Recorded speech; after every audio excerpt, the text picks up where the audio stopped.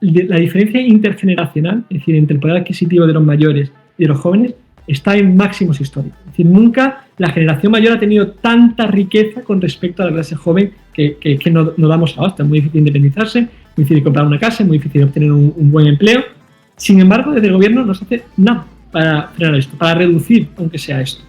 Absolutamente nada. No hay un ministerio, no está ni siquiera en el debate público, y se da como un hecho, y no hay que confundir la democracia con la dictadura de la mayoría. Es decir, la democracia está muy bien, pero no se puede volver una dictadura. Si todos votamos a favor de matar a alguien, por mucho que el 99% del país esté a favor, hay ciertos límites que no se deberían vulnerar. Y si la igualdad es un derecho reconocido en la Constitución, también debería ser entre jóvenes y mayores, pienso yo. Muy buenas y bienvenidos a Magnates de Ladrillo. Yo soy Charlie Hoyos y hoy tenemos el placer de tener aquí en este programa a Jacob Salama, abogado que ha marcado un antes y un después en el sector turístico. Vamos a verlo en mucho detalle, porque ha sido capaz de lograr que se reconozca por fin que la licencia pertenezca a la propiedad y no al propietario, con lo cual esto facilita mucho las cosas e incluso puede darle más valor al activo, ¿no? Entonces esto facilita su transmisión, como decimos. Trabaja en licencia turística andalucía.es y registro ventanilla única.es. El nombre de la web ya lo dice todo. Él está súper especializado en el sector regulatorio turístico de viviendas vacacionales. ¿Qué tal estás, Jacob? Muy bien, y muchas gracias por traerme. Sí, un placer. Además, tú lo mismo lo has dicho, ¿no? Esta presentación lo que viene a decir es que, oye, tú has sido capaz de tirar de jurisprudencia y darle una regulación al activo turístico. Porque, bueno, estamos viendo que ahora se están liando detrás del turístico y ahora tenéis que tener este registro único y al final, oye, imagínate que estás transfiriendo un activo. Al final lo que está sucediendo es que cuando tú compras un activo turístico vas a tener que sacar otra licencia, cuando ese activo ya tenía una licencia. Así que, bueno, vamos a hablar de todo esto, pero el primer tema, la licencia turística como derecho real. Entonces tenemos ese impacto de la resolución de la DG, bueno, de la Dirección General de Seguridad Jurídica y Fe Pública. Cuéntanoslo en tus propias palabras, Jacob. Efectivamente, como tú has dicho, se ha metido una regulación más al sector turístico. Como no estaba suficiente regulado, pues le han metido una legislación extra, una capa extra. Y es precisamente logrando esta capa extra, este número de registro, donde nos topamos con un propietario que había adquirido una propiedad que ya tenía licencia previamente y estaba tramitando el cambio de titularidad. Y es en ese íter donde entró en vigor este número de alquiler de corta duración. Entonces fuimos al registro a solicitar la inscripción y el registro nos lo denegaron, precisamente porque todavía no estaba sellado el cambio de titularidad a su nombre, pese a que sí había estado solicitado en tiempo y forma. Esto es así porque en Andalucía se hizo la obligación a principios de 2024 de registrar las licencias turísticas a nombre de la empresa explotadora, es decir, de las empresas que estaban encargadas de hacer el check-in, de hacer el check-out, de hacer la limpieza, de publicar los anuncios. Esto hizo que toda la licencia de Málaga que estuviese gestionada por un profesional tuviesen que tramitar el cambio de titularidad. Cuando encima llegó el número de registro, pues muchos usuarios también rezagados que no habían tramitado el cambio de titularidad se lanzaron a ello. Entonces la administración colapsó totalmente. Y es en este contexto donde nos encontramos con este propietario que nos llegó para tramitar su licencia. Como digo, fue denegada en primera instancia. Le explicamos al registrador amablemente, fundamentado todo detalladamente, el por qué debía procederse, nos lo volvió a denegar y nos vimos obligados a acudir a la Dirección General de la Fe Pública, que es una instancia en vía administrativa que se encarga de juzgar si son de acuerdo a derecho las calificaciones de los registradores. Ante la ausencia de legislación expresa que detallase el cambio de titularidad, tiramos de jurisprudencia y así nos lo ha avalado la Dirección General. Básicamente, la Dirección General y la jurisprudencia del Tribunal Supremo distinguen entre las licencias personales y las licencias reales. Las licencias personales son aquellas que se vinculan a la persona, a las condiciones de esta. Por ejemplo, un despacho de abogados o un gabinete médico. Estos, aunque se transmitan a otra persona, el local, físicamente, la licencia de apertura del local médico, evidentemente, no se transmite per se, sino que tiene que ser solicitada de nuevo por el nuevo médico o el nuevo abogado de ese despacho.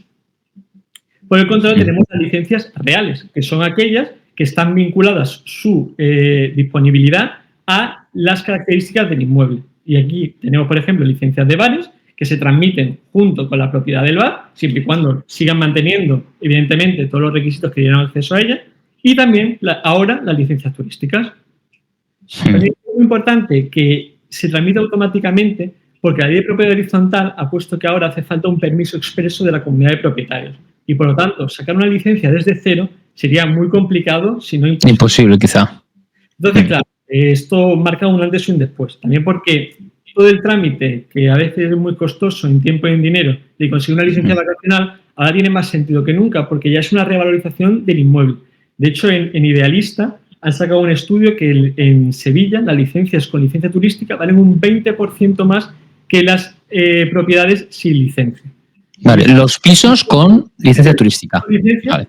Valen un 20% más. Y esto es lógico porque al fin y al cabo es una rentabilidad extra, una actividad económica que puede desarrollar el piso que la competencia no, porque esa es otra. Han admitido también moratorias y restricciones municipales adicionales en muchas partes de Andalucía y de España. Y por lo tanto, como digo, el tener una licencia vinculada a la propiedad es absolutamente fundamental. Claro, yo fíjate también lo veo. A ver, primero de todo es cierto que es tu propiedad privada y te están limitando lo que tú puedes hacer o no puedes hacer con ello, ¿no? Yo siempre les pongo de la siguiente manera, Jacob. Tú tienes tu pleno dominio, ¿vale? Te los pongo a ti que eres abogado, eres letrado. Tú tienes tu pleno dominio que se compone de dos cosas. Se compone de la nuda propiedad más el usufructo. Nadie te está negando que sea o no sea tu propiedad. Lo que te están restringiendo, te están imponiendo limitaciones a tu usufructo, es decir, tú cómo disfrutas y cómo explotas ese inmueble.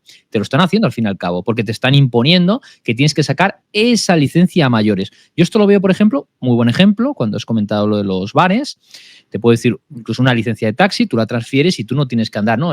Ya no la tienes que volver a por ella, no la transfieres. Incluso un terreno rústico, uno tiene derecho a regadío, otro no. En fin, o un pozo, en fin, y tú tienes no el contrato, sino tienes el permiso, por ejemplo, para la cuenca hidrográfica del Tajo, etcétera, etcétera.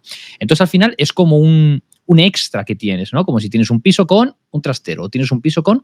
No, yo lo veo perfecto, y al final, de todos los letrados y de todas las personas que estáis en el turístico, eres la persona que lo ha conseguido. Jacob, pausa rápida para todos aquellos que quieren ahorrar mes a mes en sus seguros del hogar con los precios más justos y competitivos del mercado. Tuyo es el seguro digital del siglo XXI, es sencillo, tiene a BlackRock como inversor y sus pólizas no tienen permanencia a diferencia de los seguros tradicionales. Y además, ellos mismos se encargan de tramitar el cambio del seguro sin ningún coste adicional. La empresa en cuestión se llama Tuyo y vamos a hacer una cotización rápida para que veas cómo de baratos son los precios y qué pedazo de coberturas tiene. Es mía y la alquilo, calle y número, 66 metros cuadrados, medidas de seguridad, rejas en las ventanas, puerta de seguridad. No, mi casa no está construida de madera. Introducimos los datos y aquí tenemos una póliza de una vivienda en Madrid, en el 28027 de Madrid, Betty Miraló, muy cerquita de Ventas, por 108 euros al año. Cobertura 6.000 euros en pertenencia, reconstruir tu casa 50.000, responsabilidad civil 300.000 euros y te cubre vandalismo, cristales, vitrocerámicas, daños estéticos, mármoles e incluso a mayores también puedes contratar lo que es la protección de arrendador por si hay inquiocupas u ocupas. Defensa legal, recaptación de daños, fuego y humo, daños por clima, asistencia de emergencia, servicio de bricolaje y daño por agua. Tienes absolutamente todo. Y si además quieres tener el primer mes de seguro gratuito, utiliza el link que te dejo en descripción. Seguimos con el vídeo de hoy. Sí, así es. La verdad que el truco está también en hiperespecializarse, ¿no? Al fin, cuando tienes una web que se llama Registro Ventanilla Única, pues te llegan muchos clientes pidiendo este servicio. Yo siempre me encargo de dar, digamos, el completo pack normativo para que se pueda alquilar legalmente la vivienda, y siempre estoy detrás de toda la base de datos de propietarios que tengo para que a medida que se vayan sacando nuevas cosas, estar ahí para proveerles ese servicio, ¿no? En ese sentido, es interesante comentar que ahora mismo existen tres principales, bueno, entre 3 y 5, dependiendo del caso, ¿no?, principales puntos a cumplir. Estaría bien comentarlo. Aparte de la licencia turística, en las diferentes autonomías, posteriormente, el 2 de diciembre, sacaron la normativa SES de viajeros. Es decir, ya no es suficiente el tener el alta en hospederías en la Guardia Civil y la Policía Nacional, sino que hay una plataforma específica ad hoc del Ministerio del Interior donde reportar a los viajeros. Esto es, aparte de obligatorio, es muy útil porque así se registra que el viajero no es un inquilino y no es un propietario, sino que es eso, un viajero turístico que no tiene derecho sobre la vivienda. Entonces, en caso de desocupación, es como si tú te quedas más tiempo de la cuenta en un hotel. No hay un juicio, no hay nada, es 24 horas, llega la policía y te saca. Y después también tenemos esto de la ventanilla única. Y a esto hay que sumarle, en casos específicos, normativa urbanística del municipio y el permiso de la comunidad de propietarios cuando es una nueva licencia. Vale. Entonces, acabas de mencionar el tema de las moratorias. Vamos a ahondar un poquito más ahí, a profundizar. Moratorias en pisos turísticos y su posible legalidad. El derecho constitucional a propiedad privada y sus límites. Cuéntanos exactamente. Es bastante interesante la pregunta. Y esto, la verdad, que no es la primera vez que se hace una moratoria. ¿vale? Esto no es nuevo, que los ayuntamientos pongan moratorias en las comunidades. ¿Qué pasa cuando hay dos regímenes que son muy, muy parecidos? Y uno es muy gravoso y otro no. Y esto, el ejemplo está en que, por ejemplo, en Madrid está la licencia turística, que es casi imposible conseguir, entre otras cosas porque está la moratoria del Ayuntamiento de Madrid, y por otro lado está el alquiler no turístico, el cual, según la propia web de la Comunidad de Madrid, no tiene ninguna restricción de tiempo, no tiene ninguna normativa, no tiene básicamente ningún problema en hacerse. De hecho, el 87% de las inscripciones en la ventanilla única de Madrid ha sido en alquiler no turístico y se están alquilando ahora mismo en plataformas. Y ese es el problema. Es decir, cuando metes durante años una licencia de taxi con unas condiciones muy restrictivas y a la vez en paralelo tienes una cosa que es exactamente lo mismo, pero que no tiene prácticamente ninguna restricción, ni es gratis, no tiene absolutamente nada. ¿Pero qué pasa? La gente, tratando de hacerlo bien, coge la licencia de taxi, hay algunos listos, coge la VTC y después, eventualmente, vienen los problemas. Con el sector turístico está pasando básicamente lo mismo. Si hay mucho no regulado, mucho no turístico, mucho que hace la treta de un lado o de otro, y claro, eventualmente te planteas, oye, ¿merece la pena hacer las cosas tan bien cuando hay otro camino paralelo, un poco así, más alegal, que están consiguiendo eventualmente los mismos resultados? Vale. Vamos a ver más cosas entonces. Inspecciones y expedientes sancionadores. Los errores más comunes de los propietarios y cómo evitarlos. Como tienes una gran cartera de personas relacionadas con el turístico, seguramente tienes mucho que contarnos aquí, Jacobo. Efectivamente. De hecho, una de las principales líneas de negocio por la que empecé en esto es por gente que le llegaban expedientes de sancionadores. En este punto ha cambiado bastante la cosa, al menos en Andalucía. Desde el cambio que hubo de ley se pasó el régimen de inspección a los ayuntamientos. Y ahora son estos los que pueden iniciar expedientes sancionadores.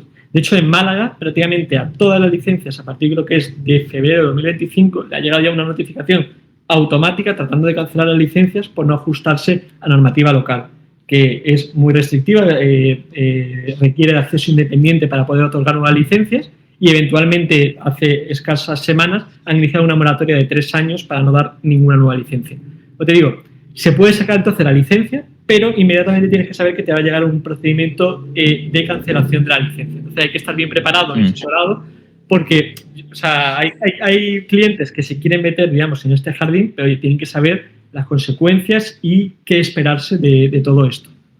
Vale, no obstante, todo esto no es aplicación para toda España, ¿verdad? Todo lo que estamos hablando es para toda España. Efectivamente, yo estoy centrado en Andalucía, pero sí que la normativa prácticamente es común a toda España. De hecho, mira, sobre la transmisión real de las licencias turísticas, ya estamos tramitando expedientes en otros puntos de España y por ahora estamos teniendo bastante buen resultado. Es decir, el criterio, pese a que la normativa es distinta, el criterio prácticamente, si no hay un párrafo que expresamente aclare el régimen de cambio de titularidad en la normativa autonómica, se tiene que aplicar subsecuentemente la jurisprudencia del Tribunal Supremo, que ya la ha aclarado la Dirección General.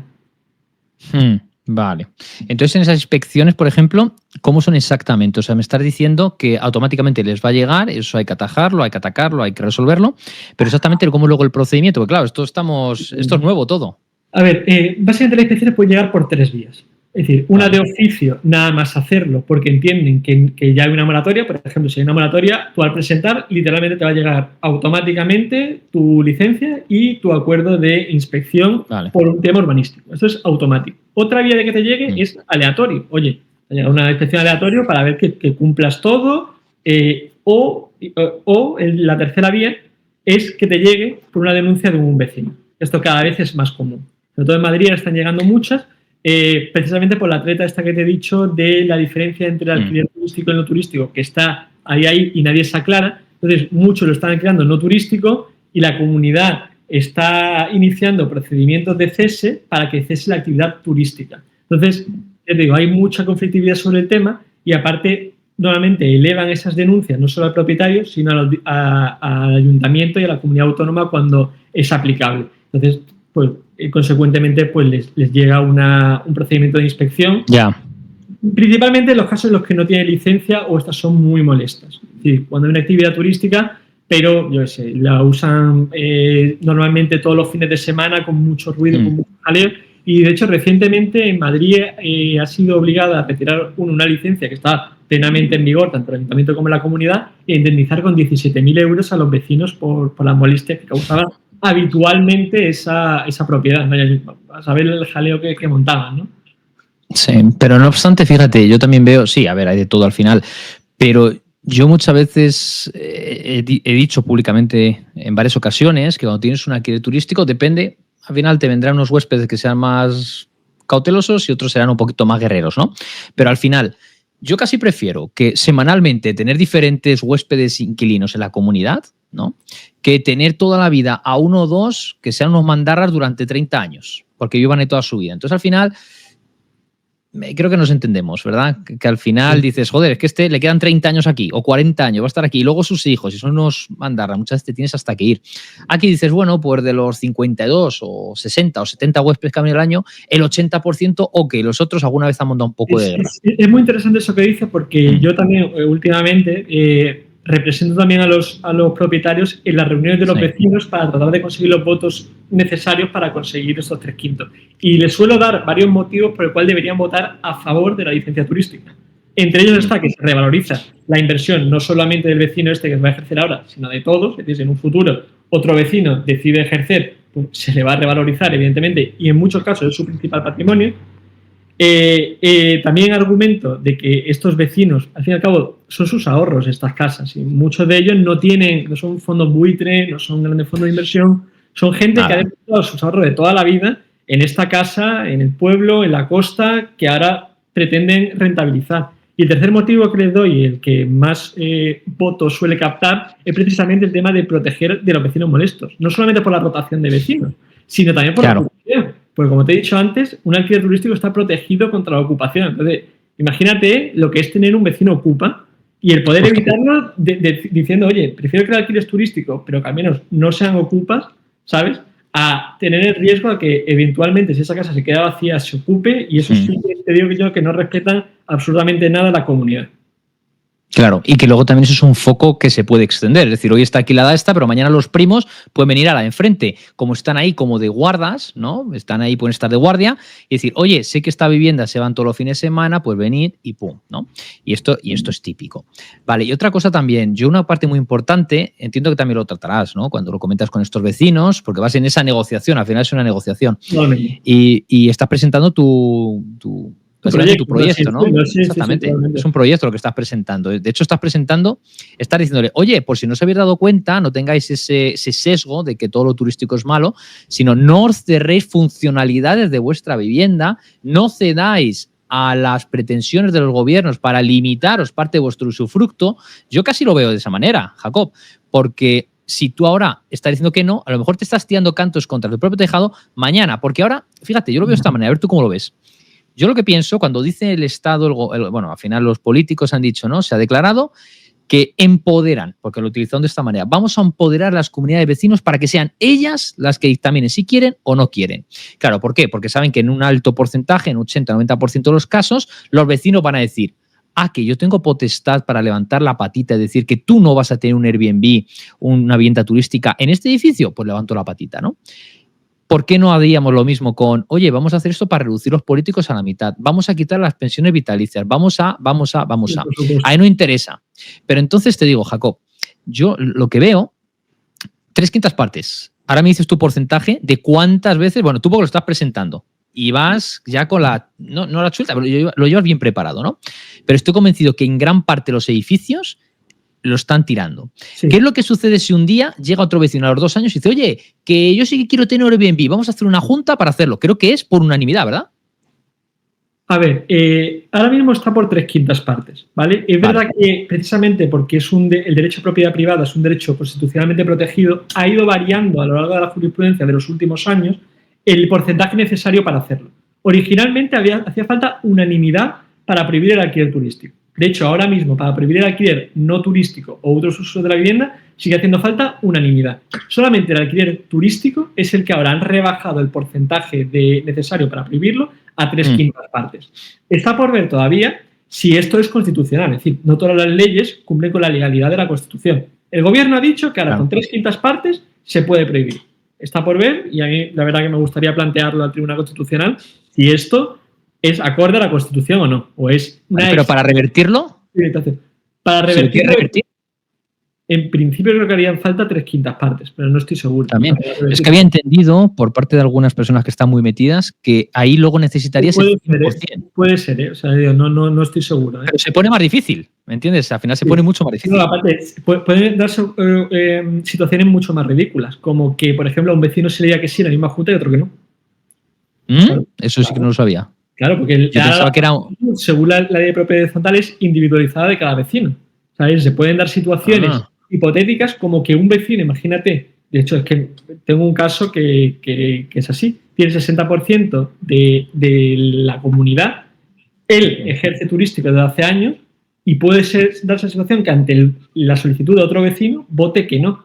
Entonces ahí estamos, si vota que no, eventualmente, eso todavía no lo sabemos, esperemos no vernos con el caso, ¿no? Pero claro, nos plantearemos que este vecino está votando contra sus propios actos y también las limitaciones al acceso al mercado. Es decir, este vecino está actuando como una empresa que limita el acceso a Está monopolizando. Está monopolizando en ese edificio. Está diciendo, oye, yo aquí tengo los suficientes votos en el colegio de abogados, no quiero aceptar más en Junta nuevas solicitudes de alta. Imagínate el caso, ¿no? Eso lo que estas cosas la ley no voy a decir que las permite expresamente, pero son situaciones que, por cómo está redactada la ley, pueden darse y se dan, por desgracia. Entonces, claro, muchas veces también como abogado, a veces que le tienes que decir al cliente que no lo sabes. Diciendo, oye, es que esto se puede interpretar así, asá, si pasa esta cosa, reaccionaremos de esta manera, si pasa esta otra, reaccionaremos de esta otra manera, pero la verdad es que como abogado a veces tienes que ser sincero con el cliente y decirse que la ley es nueva y que hay cosas que todavía no están... es muy nuevo, no hay jurisprudencia todavía. Efectivamente, todavía no hay jurisprudencia, efectivamente. Sí que, por ejemplo, ha salido una sentencia muy interesante hace poco, precisamente aquí en Torremolinos, no lo he llevado yo, ha sido un compañero, que dispone que las comunidades ahora también por 3/5 partes pueden subir un 20% de la cuota a aquellos vecinos que destinen alquiler turístico. Pero es que esta restricción, este aumento de cuota no afecta a aquellos vecinos que ya venían ejerciendo la actividad turística antes de la aprobación de la subida. Y esto es muy interesante porque muchas comunidades lo han aprobado y lo han girado retroactivamente, digamos, a todas las licencias turísticas. Es decir, han dicho, no es retroactivo, no lo vamos a pedir desde que ejercéis la licencia, pero sí lo vamos a pedir a partir de ahora a todos. Y esto ya ha dicho un juez aquí en Torremolinos que eso no es así. Solamente se puede pedir a aquellas licencias que se aprueben a partir de la aprobación esta de la subida del 20% a las licencias, a las propiedades que ejerzan actividad turística. Curiosidad, ¿eso es solamente para cuotas ordinarias o también extraordinarias? Esto en principio es para las cuotas ordinarias, creo. Vale. Porque precisamente lo que viene a cubrir es el uso cotidiano digamos, el extra uso cotidiano por los diferentes inquilinos que vienen. Yo no sé tampoco mucho el sentido que tiene, pero bueno. Por el desgaste de baldosa, picaporte de la puerta, por ejemplo, porque luz. Ascensor, yo no sé exactamente, pero bueno. Al final estas comunidades que pueden ser 10-15 euros más al mes. Bueno, realmente no va a suponer nada, pero también lo puedo llegar a entender. ¿Vale? También lo puedo llegar a entender. Pero también es cierto que sí sea más razonable que las otras medidas. Claro, pero aún así también digo yo una cosa. Fíjate, el que está en el primero, o en un piso, en la primera planta, nunca va hasta el quinto. Entonces nunca se aprovecha la luz del segundo, el tercero, cuarto y quinto. Y el que está en el quinto se aprovecha del primero, el segundo, el tercero, el cuarto, el quinto. Por esa misma razón puede decir, ya, pero es que este está utilizando los escalones de todo el edificio y este no. O sea, es que al final, no, y realmente eso lo dice la ley de propiedad horizontal. Viene a decir que aunque tú no uses nunca una luz, la tienes que pagar. Entonces, podría ser aplicable también. Exactamente. O en el caso de la piscina pasa lo mismo. Hay gente que no va nunca a la piscina y gente que está ahí desde que abre hasta que cierra en verano todos los días, a todas horas y pagan efectivamente la misma cuota de comunidad. Bueno, esos son los servicios que podría ser extensivo, ¿verdad? Sí. Vale, bueno, ya lo veremos. Pero al final ese no es el mayor de los problemas. El problema, a mí lo que no me gusta es que tú con tu propiedad privada te tengas que estar limitando tu usufructo. Yo ahí es donde veo el problema. Entonces los vecinos están tirando cantos contra su propio tejado cuando llegan y dicen no, porque lo que estás haciendo es le estás dando la autoridad al gobierno, al Estado, a los políticos para que te controlen más. Y fíjate, otra cosa muy interesante que hemos comentado ya alguna que otra vez, y tú lo sabes perfectamente, seguro, y es, claro, 3/5 partes. Pero si tú tienes el edificio entero, ¿tienes 12 viviendas? Pues 12 Airbnbs. Yo veo que es una manera de monopolizar. Es decir, los que tienen hoteles, el lobby turístico, además también cogen y compran edificios enteros. Y aquellos que tienen una vivienda, como bien has dicho... Esto sí que va en contra, digamos, de la igualdad, por así decirlo, económica. Porque el gobierno se las da de que así va a ayudar a los más necesitados, no sé qué, no sé cuánto, pero al final a una señora que tiene todos sus ahorros en un piso, estás prohibiendo que consiga una vida un poco más digna, y al fondo de inversión de turno, a ese le da igual las restricciones que haya. Porque compra, como tú dices, edificios enteros, que es lo que se está comprando ahora mismo en Madrid. Madrid lo que está, al final, se va a cargar toda la oferta turística y va a haber edificios completos que son hoteles, al fin y al cabo. Vaya, o sea que a eso es lo que vamos a llegar, y eso es lo que parece que está empujando el gobierno. Empujado mucho por el lobby turístico, que a diferencia del lobby de las viviendas turísticas, está mucho mejor organizado, tiene mucho más recorrido, tiene mucho más contacto y mucho más presupuesto. Esto, al fin y al cabo, se nota en las decisiones que toman los políticos. Sí, absolutamente. Al final, yo siempre lo veo de esta manera, Jacob. Cuando el gobierno dice que va a defender a los inquilinos con la vivienda, a los pequeños propietarios de Airbnb, ¿no?, etcétera, etcétera, a las comunidades, al final lo que está haciendo es lo contrario. Es decir, está perjudicando a los que dice defender. Siempre lo veo de esa manera. Ley de vivienda, destrozas al final ¿a quiénes? A los inquilinos. Y los propietarios, más fácil que nunca, tienen más demanda que nunca, puedes no imponer, o sea, puedes aprovecharte de los precios de mercado que son superiores a antes de la de vivienda. Pero bueno, al final siempre destrozan al más pequeño. Sobre todo, hay un estudio que creo que sacó PricewaterhouseCoopers en una consultoría que hicieron sobre el mercado inmobiliario en España, que por cada vivienda turística se genera de media un empleo. Y hay una persona que puede pagar su alquiler, por caro que sea, gracias a esto. Y ahí es la pregunta que yo siempre planteo. ¿Tú qué prefieres pagar? ¿200 euros de alquiler en un pueblo perdido de Soria o 1.500 en Nueva York? Posiblemente 1.500 en Nueva York. ¿Por qué?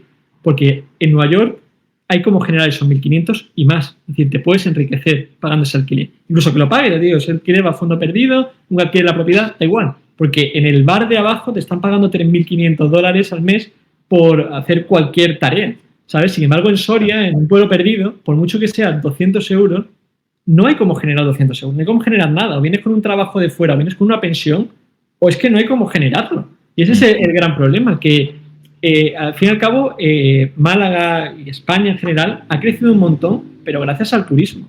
Y cuando en Torremolinos, que en los 70 era uno de los focos del turismo mundial, cuando la gente habla de esos años gloriosos, de actividad económica, de bonanza, enseña las fotos de cómo venía aquí la Celebrity, mira aquí cómo se construía, cómo se hacía. Al fin y al cabo, lo que están mostrando es turismo, que el turismo funcionaba y la economía no es una única transacción. No es que, oye, yo gano, Mercadona me vende más de lo que yo le vendo a Mercadona, entonces, oye, cerramos Mercadona, ¿no? Política Trump, ¿no? China vende más de lo que yo le vendo a China, bueno, lo cerramos. Nos olvidamos del resto de cosas, nos olvidamos de la utilidad que genera, simplemente lo cerramos todo.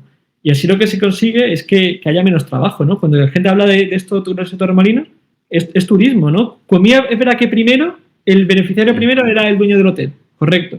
Que segundo beneficiario era el dueño del bar, correcto. Pero eventualmente esta gente consumía, gastaba, llamaba al fontanero para que le arreglara algo, llamaba al médico, llamaba a quien hiciera falta, ¿no? Y la economía así, indirectamente, se iba nutriendo todos. Pero lo importante es la entrada de divisas, eso es lo que nos enriquece, ¿sabes? Recuerdo cuando era joven, en el año 2013, mi padre es médico aquí en Torremolinos, tiene una consulta privada, y salió un dato muy malo de turismo en la televisión, baja ocupación en la Costa del Sol, no sé qué, y mi padre estaba bastante preocupado, ¿no? Y le dije, oye, papá, ¿a ti esto qué te importa, no? Si nosotros no vivimos del turismo, tú tienes una consulta médica, ¿a ti qué te importa el turismo? Y me dijo, mira, yo no vivo del turismo, pero a mis pacientes, que son los que me pagan a mí, sí. Si el turismo cae, es verdad que yo en primera instancia no me voy a coscar. Oye, pero cuando mis pacientes tengan que recortar gastos, eventualmente yo voy a ver menos consultas, yo voy a ver menos ingresos. Eso es, creo que algo que no han entendido muy bien en la gente en general. Sé que ayudamos a los jóvenes limitando el sector turístico, cuando en lo contrario es lo que está pasando. Claro, si el problema es eso, es el lavado de cerebro y la ignorancia, ¿no? Me gustaría preguntarte algún caso, algo distópico, algo un poco divertido, algo ilógico, no sé, algo de alguna comunidad donde hayas ido a expresar, oye, mira, puedes hacer esto con tu vivienda, no te cierres oportunidades, no sé, alguna reacción de algún vecino o cómo han reaccionado positivamente gracias a que tú lo has expuesto, que han dicho, pues sí, pues yo algún día a lo mejor me gustaría. El mayor caso positivo que hemos tenido ha sido con el tema de la ocupación. Conseguimos un par de votos que al final es lo que nos dio el acceso. Porque muchos no saben la diferencia entre el alquiler normal y el alquiler turístico en el tema de ocupación, que es fundamental. Una vivienda turística es una actividad económica, es como un hotel. Tú no puedes quedarte por un hotel. Si fuese así, todo el mundo ocuparía hoteles porque es lo más fácil de entrar. Pagas el primer día de habitación y te quedas ahí, ¿no? No es así precisamente porque la ley de la ocupación es clara. Oye, los comercios, como si te quedas en el Zara, ¿no? En los probadores, te sacan al momento. Eso no es una vivienda, eso es un comercio, ¿vale? Y por muy habitable que esté el Zara Home, no te puedes quedar a vivir ahí. Te echan en el momento, no es un comercio. Entonces, eso es el principal argumento que suele decir a los vecinos, oye, ¿prefieres arriesgarte una ocupa o prefieres, oye, que va a haber una persona aquí que aparte se va a hacer responsable de cualquier problema que haya? Eso es lo bueno, que al ser una actividad económica tiene los seguros de las diferentes plataformas, aparte de los seguros de responsabilidad civil de cada propietario. Es decir, está bastante blindado el tema de que si hubiese cualquier problema, va a responder. Sin embargo, yo te digo, un inquilino normal o ya de ocupa, ya ni hablamos, vamos, no va a responder nunca y va a causar muchos problemas. Vale. No, me parece espectacular ese argumento. Fíjate, y al final la gente por ahí porque sabe que le va a molestar. Y luego también, no sé, por ejemplo, personas mayores podrían decir, oye, que de esta manera vas a ganar el doble, tú te vas a una residencia, pero vas a ingresar el doble. Y con esta manera, antes a lo mejor no podías pagar la residencia y ahora sí que vas a poder. Antes a lo mejor una residencia 1.500, tu piso le alquilas en 800, ahora sí que puedes. Antes no podías, ahora sí. Entonces, bueno, que no se cierren oportunidades, yo lo veo de esa manera. Esos son también los casos que más pena me han dado muchas veces, son la gente mayor que venía alquilando su vivienda estos últimos años, para eso, por necesidad, muchos incluso por habitaciones, ¿vale? Para poder vivir mejor, al fin y al cabo. Pues asegura, una persona que arrienda su vivienda habitual por habitaciones no es una persona que tenga mucho medio económico. Creo que cualquiera disfrutamos de nuestra casa privada, ¿no? De nuestro espacio, y hay gente que se ve obligado a compartirlo precisamente para poder llegar a final de mes. Y esta gente mayor, en muchas ocasiones, por desconocimiento, simplemente daba el anuncio de alta en Airbnb, en Booking, y pensaba que con eso estaba todo resuelto. Y ahora se ha encontrado con problemas, primero de la Junta de Andalucía o de la comunidad autónoma que sea, que le piden licencia, del ayuntamiento, del registro de la propiedad, y son gente que han visto mermado muchísimo sus ingresos y que realmente lo está pasando mal por culpa de esta sobreprotección que en teoría debería brindarle este sistema. Absolutamente.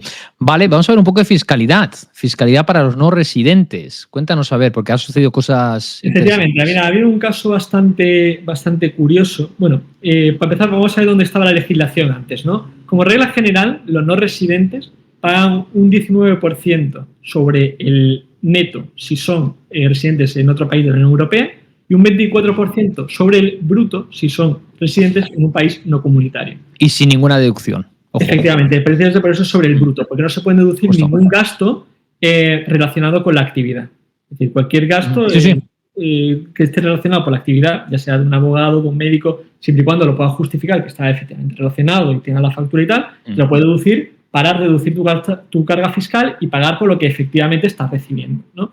Esto creo que lo entendemos todos, ¿no? Es la diferencia entre ingresos y beneficios. Vamos, un concepto contable básico, ¿no? Y que ayuda al sistema a grabar la efectiva capacidad económica que se está generando. No, porque los ingresos, vamos, a todos nos encantaría que nuestro ingreso fuese efectivamente nuestro beneficio, pero todos sabemos que tenemos diferentes gastos, ¿no? Esto es discriminatorio, evidentemente. ¿Qué pasa?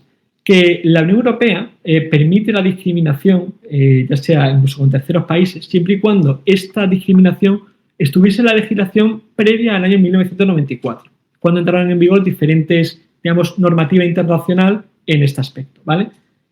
Aún así, la Audiencia Nacional ha estimado un recurso hace relativamente poco que dice que esto es discriminatorio.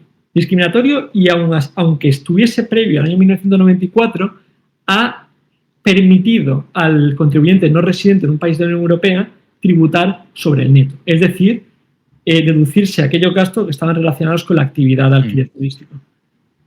Esto efectivamente pues, lo cambia todo, ¿no? Porque es que hay diferencias muy notables. De hecho, hay mucha gente que al tributar sobre el ingreso el 24%, no le llega porque entre lo que tienen que pagar de comisión a la agencia y los gastos que tienen, muchos no tienen un margen del 25% para poder destinar a impuestos íntegramente. No es una barbaridad. De hecho, sabes que eso se está recurriendo. Esto ya lleva, no sé si fue hace 2 o 3 años, ¿no? Sabemos que abogados lo han estado haciendo. Alejandro del Campo, por ejemplo, lo lleva recurriendo mucho tiempo. Esto desde Europa. La cosa es la siguiente. Dice, no, al final Europa te da la razón ya, pero ¿de cuántos años han estado lucrando? Y dice, no, pero luego puedes recurrir, vale, luego puedes recurrir. ¿Y luego cuánto tiempo va a tardar? Claro, 4 años. Recurrir los 4 últimos años. Y esto lleva en vigor desde el año 1994, claro. Pero te olvidas de todos esos años y te quedan los últimos 4, ¿no? Entonces, claro. Eso para empezar. Entonces, básicamente, claro, pero es como que dicen, de todos estos años, parece ser que lo que están haciendo es darle vía libre. Esto es como, por ejemplo, cuando un banco dice hasta los 100.000 euros estás cubierto. El resto es un robo legal.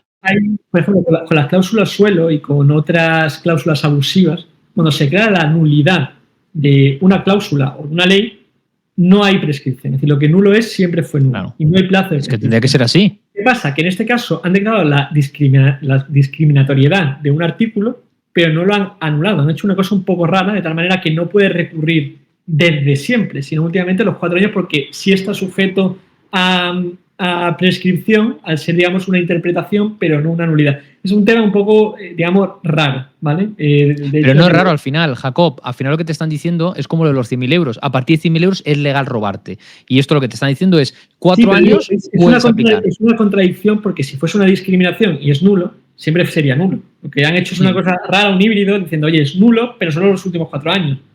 Entonces, eso, claro, es como que es legal que te hayamos estado robando durante X número de años. Efectivamente, han hecho una cosa, por eso, un híbrido entre 2 figuras jurídicas que son la anulabilidad y la nulidad de pleno derecho. Pero eso lo hacen con mucha frecuencia, por ejemplo, cuando hicieron lo de... Lo han hecho también en parte porque si no, Hacienda se lanzaría con los siguientes a recurrirlo, y también sería una quiebra, en muchos casos, no del Estado, no que vaya a quebrar el Estado, ¿no? Pero sería una salida de fondos de las arcas públicas, imagínate, 20 años de gastos deducibles con intereses, estamos hablando de un dineral, ¿vale? O sea, entonces, no, con los interés compuesto contra ellos sería una brutalidad. Sería una serie de dinero en la arca del Estado que a lo mejor han llamado al juez y le han dicho, mira, es que no puedes poner esto en la sentencia. Si quieres poner esto, vale, pero no te pases. Pero igual que con las plusvalías municipales. Es exactamente lo mismo. ¿Qué sucedió?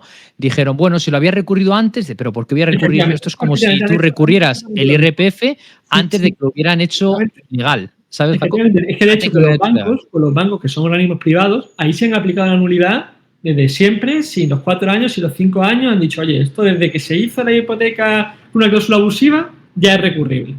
¿Sabes? En algunos casos sí que era limitado 2019 cuando salió la sentencia, y en otros casos se han aplicado los 5 años. Pero, vamos, que no es lo más ajustado a derecho, el limitar la nulidad absoluta a la prescripción. Claro, y luego hay otro problema también, que luego, por mucho que esto suceda, que se permita que puedas tú básicamente presentar tus reclamaciones para pedir las devoluciones, ¿no? de ingresos indebidos, ¿qué es lo que sucede? Que al final habrá mucha gente que no se entere. Y habrá mucha gente que haya fallecido y sus herederos no tengan ni idea. Entonces, al final dice, bueno, que me quiten lo bailado. Al final es así. Y si tienen que pagar intereses, da igual. Si ellos no van a tener ninguna responsabilidad, porque al final, si al final esto lo que se hace una resolución condenatoria, al final, es decir, tienes que devolver, pero ellos no van a tener ningún tipo de responsabilidad. En inglés, como lo llaman, accountability, no van a tener ningún tipo de responsabilidad. Si eso sucediera, y luego también tenemos una democracia que cada X número de años van cambiando los partidos políticos, ¿no? Van cambiando las personas que están ahí. Entonces, al final, nadie tiene la culpa. Al final, los que pagamos una vez más somos el ciudadano de a pie. Simplemente. Por eso es bastante común encontrarse con sentencias de indemnización a particulares, que al final la pagamos todos de nuestros impuestos, y no el funcionario o el político que ha hecho algo a sabiendas de que no era conforme a la legalidad.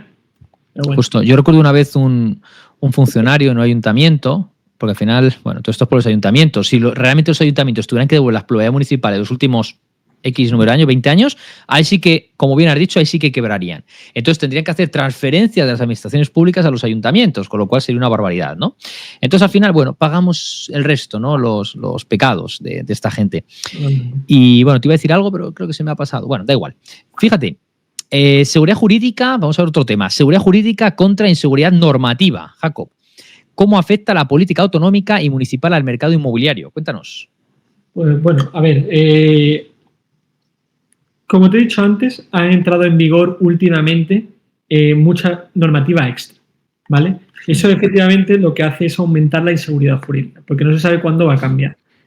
Sobre todo esto, ¿a quién afecta sobre todo? no al que ya tiene una casa o la ha heredado, sino al que está pensando en realizar una inversión. Porque a lo mejor entre que tú te planteas realizar una inversión y la realizas efectivamente, a lo mejor de repente entra una moratoria en un ayuntamiento y te has comido una inversión millonaria o una inversión en la que te has hipotecado y que realmente no la vas a poder explotar. Entonces, de hecho, el freno sobre todo y los que más me vienen a consultar previamente, bueno, todo el mundo debería consultar previamente, ¿no? Antes de lanzarse a sacar licencias y hacer este tipo de trámites, ¿no? Pero los que más ahínco me ponen y más cautelosos son y más garantías quieren son precisamente los que se van a lanzar a la piscina, ¿no? Los que, oye, voy a hacer una inversión precisamente para alquilar turístico, pero yo necesito una garantía de que se va a alquilar turístico. Y esto también lo que va a hacer es que precisamente esta resolución que hemos conseguido de que la licencia va vinculada al inmueble de muchísima más garantía jurídica, porque al menos ya sabes que esta licencia ya cumple con todo, ¿no? Y entonces esto va a facilitar y va a revalorizar muchísimo más de lo que hacía hasta ahora las viviendas que ya contaban con licencia turística, no solo porque lo puedas explotar, sino por la garantía jurídica que te está dando. Esa garantía, la gente paga por eso. La gente que invierte sobre todo en real estate, en bienes inmuebles, son gente con un perfil de riesgo más moderado y que le da mucho énfasis a los ingresos recurrentes. Entonces, el poder garantizarle esos ingresos recurrentes de la explotación turística es absolutamente fundamental. Y, por desgracia, desde las administraciones públicas no se está ayudando absolutamente nada a esto, porque pese a que hemos conseguido esto, para nuevas licencias constantemente vemos a los políticos municipales, autonómicos, del gobierno central, utilizar como arma arrojadiza las licencias turísticas. Y entonces, claro, esto genera una inseguridad jurídica que espanta por completo al inversor. Sobre todo es eso. De hecho, vimos a Sánchez anunciar que iba a retirar 53.000 viviendas turísticas, creo que era, no para destinarlas al alquiler permanente, que eso es una burrada por varios motivos. El primero es que el gobierno central no tiene competencia en licencias turísticas, ¿vale? O sea, empezando por ahí, el gobierno central no tiene nada que hacer en cuanto a expedientes de retirada de licencias turísticas.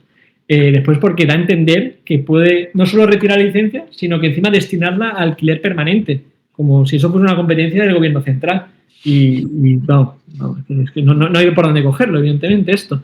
Pero, sin embargo, esto hace mella en el votante y hace mella también en el inversor internacional. Muy bien dicho, sí, absolutamente. Al final, como bien has dicho muy bien una cosa. El inversor inmobiliario al final lo que aprecia mucho es los ingresos recurrentes y también la seguridad jurídica. Y es por eso realmente, dice, porque tengo una cosa tangible, pero coño, si luego no me la respetas, entonces me da igual que sea tangible, ¿no? Prefiero casi las acciones muchas veces porque bueno, tiene la Comisión Nacional de Mercado de Valores. Muchos no con apalancamiento, es decir, muchos van a invertir 300.000, pero van a tener un gasto fijo en hipoteca de X y Z. Entonces, claro, no se pueden permitir el no alquilar, ¿sabes? Es que yo necesito X margen para pagar la hipoteca, para que encima me quede margen, para pagar los impuestos que salen por todos lados y que me quede a mí algo que tenga sentido hacer todo este parafernalia de la inversión inmobiliaria. Claro. Luego me río yo cuando dicen que esto es algo pasivo, ¿verdad? Claro. Y es así como lo quieren poner, ¿no? Rentistas y tal, que es pasivo. Pasivo no es, salvo que se lo des a una agencia que te lo haga por ti, que es la agencia la que realiza el alquiler activo, pero es lo contrario a pasivo. Claro. No es una larga temporada que te olvidas. El alquiler turístico, no. Bueno, yo conozco a muchos gestores, evidentemente, que les hago todo el tema de compliance y sé que están hasta arriba de trabajo. Sé que es constantemente llamadas, constantemente reservas, cancelaciones. Y problemas también muchas veces. Limpieza, coordinar, para arriba, para abajo, aunque es muy activo, vaya. Es muy activo. E incluso el de renta tradicional también tiene sus cosillas. Y al final no hay nada pasivo, no hay nada pasivo. Siempre es como tener un hotel, con un hotel todos estamos de acuerdo, con muchísimo trabajo. Vale. Pero efectivamente, en vez de tener un hotel todo en la misma planta, tú tienes un hotel distribuido por toda la ciudad. Imagínate el tema, la complejidad logística que le añade a la actividad, digamos, hostelera, este tipo de distribución. Justo. No, se complica muchísimo más la logística y bueno, por eso al final tienes que pagar un 20 o un 25%, ¿no? Sí, al final lo delegas y... Sí.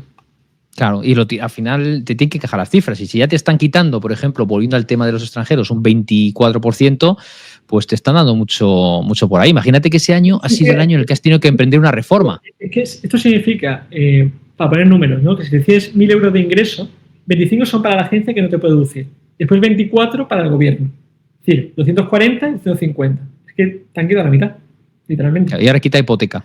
Claro, y ahora quita todo lo demás, todos los gastos. Que si se rompe una bombilla, es que a poco que te pongas un mes ya entra en pérdida muchas veces.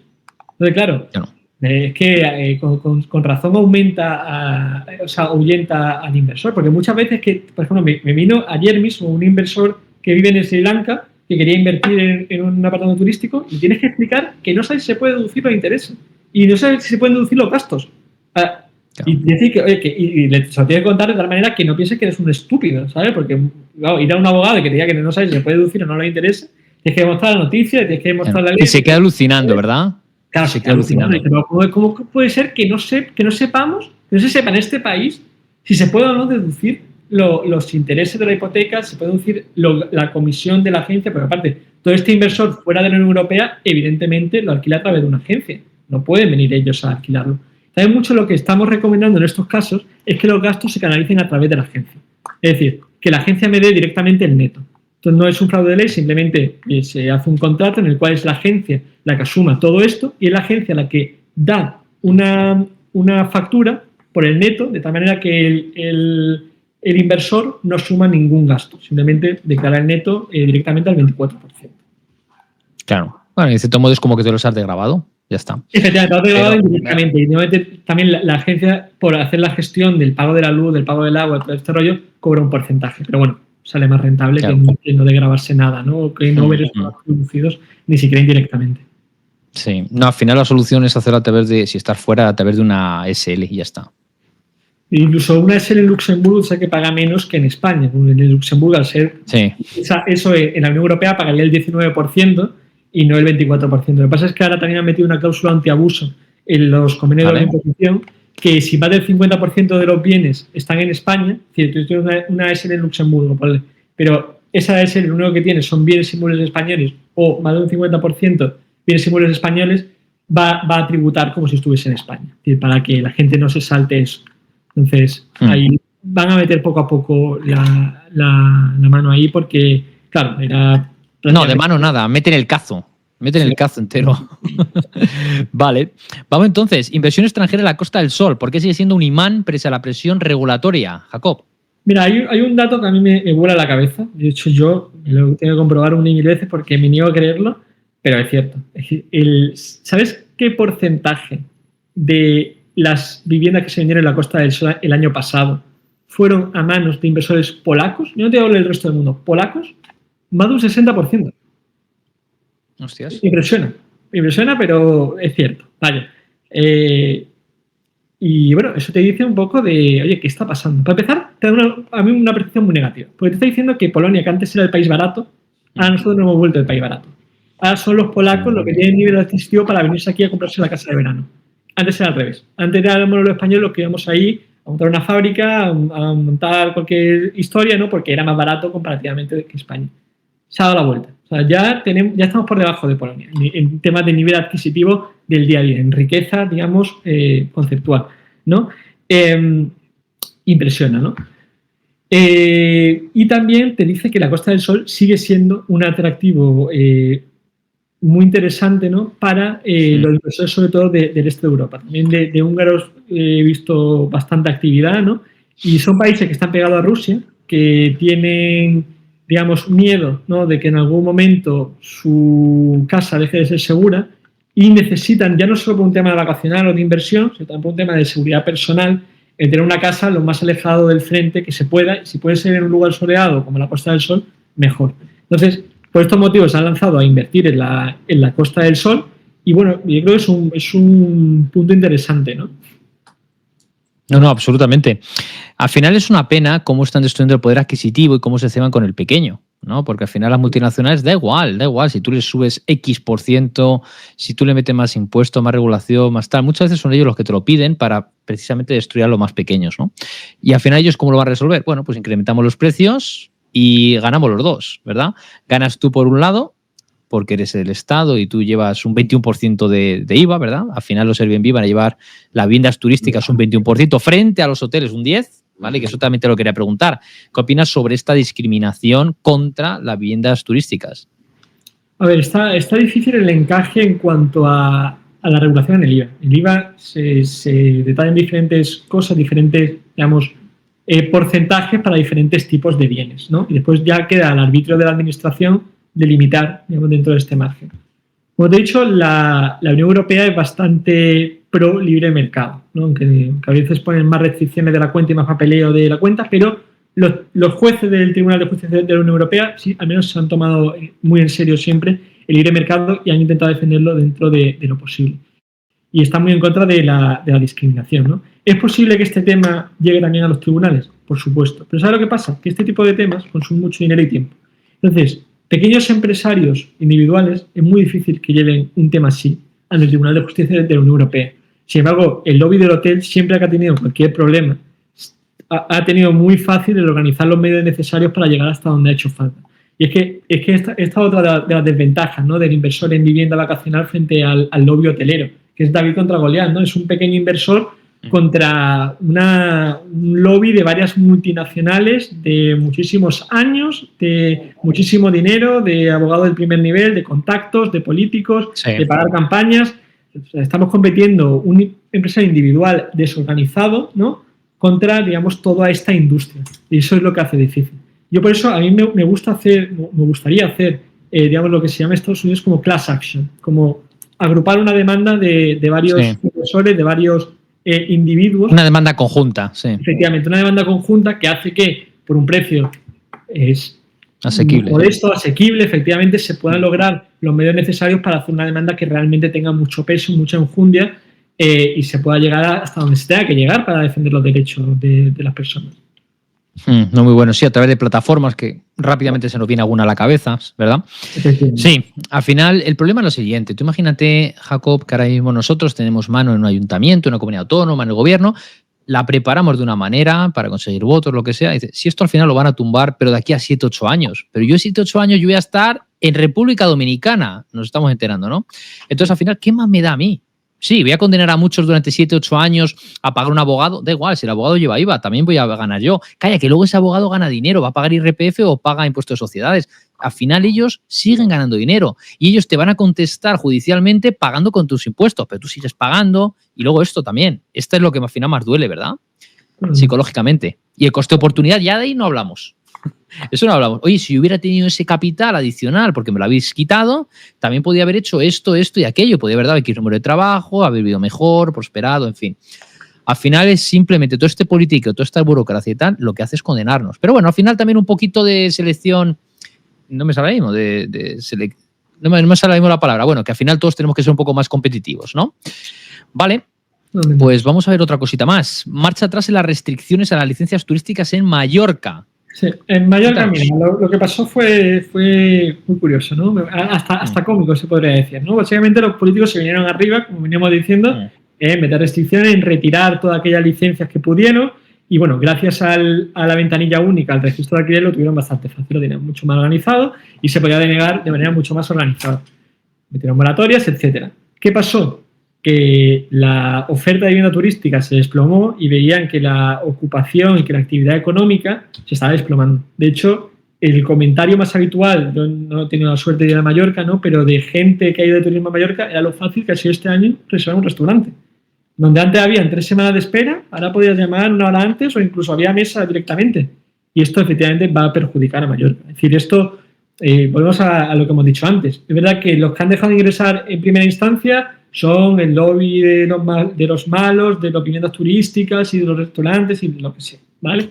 Pero esta gente va a dejar de consumir fontaneros, va a dejar de consumir carpinteros, va a dejar de consumir abogados. Y eventualmente va a bajar la actividad económica. ¿Qué ha pasado? Que al final han tenido que abrir otro cupo para dar entrada a nuevas licencias turísticas, porque te han dado cuenta que es que si no, Mallorca no va a ningún lado. Entonces, deprisa y corriendo, han tenido que decir, oye, que se abre un plazo para nueva licencia turística, damos un cupo de tal, porque es que si no, no podemos seguir, no estamos recaudando tampoco, lo que tú dices antes. Claro. Y tampoco estamos recaudando, no se consume, la gente se está despidiendo y, oye, ¿qué está pasando aquí? ¿No? Se supone que esto era la solución a todo. De repente aquí vamos a hacer el alquiler de larga temporada, todo el mundo se iba a lanzar de repente el alquiler de larga temporada y todos los problemas del país iban a estar resueltos. Sorpresa. Para sorpresa de los que entendemos el tema no ha sido sorpresa, ¿no? Pero para sorpresa del resto y de los políticos, oye, de repente esto ha tenido nada más que problemas y han tenido que dar marcha atrás deprisa y corriendo. Claro. Al final aquí has mencionado 2 temas rápidos, ¿no?, importantes. El primero es que estamos viendo que el consumo durante todo este periodo vacacional no ha sido tal como se esperaba. Yo también, Es decir, muchos... lo he notado bastante. He visto mucho más hueco para aparcar, mucho más hueco en las terrazas y yo creo No, que... y que los extranjeros se iban al Mercadona, a comprar bocadillos, a comprar cosas y a montarse sus picnics, ¿verdad? No, eso A comer rápidamente. eso es otro que tenemos del turismo de alta calidad, el low cost y no sé qué, eso es otro tema ahí que tenemos, ¿no? Pendiente, ¿no? Pero sí, esto va a repercutir negativamente en la economía local. Eso Absolutamente. no tengamos duda de eso, ¿eh? No pensemos que han perdido unos pocos, que ganan dinero injustamente y que el resto no vamos a librar, para nada. No, y otra cosa, Jacob. Es un ciclo y al final nos toca a todo nuestro turno, tanto de ganar como de no ganar, ¿eh? Claro, y al final tenemos España que en un 70 y tanto, 80% es un sector servicios, dentro del sector servicios es turismo, y lo que estamos haciendo es, vamos a destruir el turismo, ¿no? Obviamente, es que tiene narices. Es que nosotros no exportamos carbón, no exportamos petróleo, no exportamos nada. Nuestra manera de ingresar divisas y de enriquecernos es precisamente a través del turismo principalmente, ¿vale? Entonces, limitar esto es pegarse un tiro en el pie, ¿vale? Es decir, en mi casa entra dinero de la abogacía. Limitar esto no tiene ningún sentido, ¿sabes? Después entre nosotros repartimos los gastos, ¿no? A lo mejor le pido un favor a mi tía, no sé qué, entre la familia nos repartimos. Pero la entrada de dinero es lo importante, ¿vale? Eso es lo principal. Y es lo que han reducido con toda esta regulación. Y al final es que lo vamos a pagar, por desgracia, justo por pegadores y uno después de otros. Claro. Y luego tenemos los cartelitos, lo de turistas se vayan a casa, pero bienvenidos los refugiés, ¿no? Y los extranjeros. Al final dices, vamos a ver, unos vienen con pasta y es un turismo, una inmigración, digamos, no es inmigración, es turismo de calidad realmente. Y por otro lado tenemos a gente que presuntamente son inmigración de baja calidad, ¿no? Que eso es gracioso, fíjate, en el inmobiliario, porque al final dices, no, es que vienen a pagar nuestras pensiones, es otro tema, ¿vale? Pero al final todo influye en España. Dicen que vienen a trabajar para pagar las pensiones, pero luego son vulnerables, no pueden pagar la casa y las están ocupando. Dice, pero vamos a ver, si están los 3, 4 trabajando, podrían pagar una vivienda, ¿no? ¿Por qué la ocupan? No tiene ningún sentido. Esto es un tema de números, al fin y al cabo, ¿no? Existe ganancia neta y coste neto. Hay gente que a lo largo de su vida recibe más de lo que da y hay gente que da más de lo que recibe, ¿no? Ya está ahí un estudio de Juan Ramón Rayo, creo que lo comentó en su momento, muy extensamente, que la inmigración de países, digamos, del norte de África no se la cuenta. Es decir, no pagan las pensiones. Consumen más recursos de lo que dan. Eso es matemático, ¿eh? No es una opinión, yo no digo que no deba de ser así, que no debamos de ayudar a nadie, oye, pero el dato está ahí. Consumen más recursos de lo que dan. Entonces, dejemos de engañarnos, dejemos de pensar que esta gente va a salvar las pensiones o algo así por el estilo. Por el contrario, el turismo y la gente que viene aquí a invertir son contribuyentes netos. Es decir, consumen, o sea, dan mucho más de lo que consumen, porque al final es que ni siquiera consumen nada. Al final están en su país de vuelta y es que aquí ni consumen carreteras, claro, ni consumen sanidad, ni consumen absolutamente nada, no dan ningún problema y solo vienen aquí a dar el dinero. O sea, son los clientes perfectos, por así decirlo, y los estamos ahuyentando y para más INRI, atrayendo a gente que hace justo lo contrario. Claro. Esto es, por ejemplo, si tú traes a España arquitectos, traes a España panaderos, pues a lo mejor harán muy buen pan, ¿no? Y dices, vamos a traer pasteleros de Francia, pues vamos a tener muy buenas pastelerías. Vamos a traer a los mejores cocineros de sushi de Japón, pues vamos a tener mucho sushi por las calles y más barato, porque telita como cuánto vale el sushi en España, comparado con Japón, vale como 4 o 5 veces más, no es broma.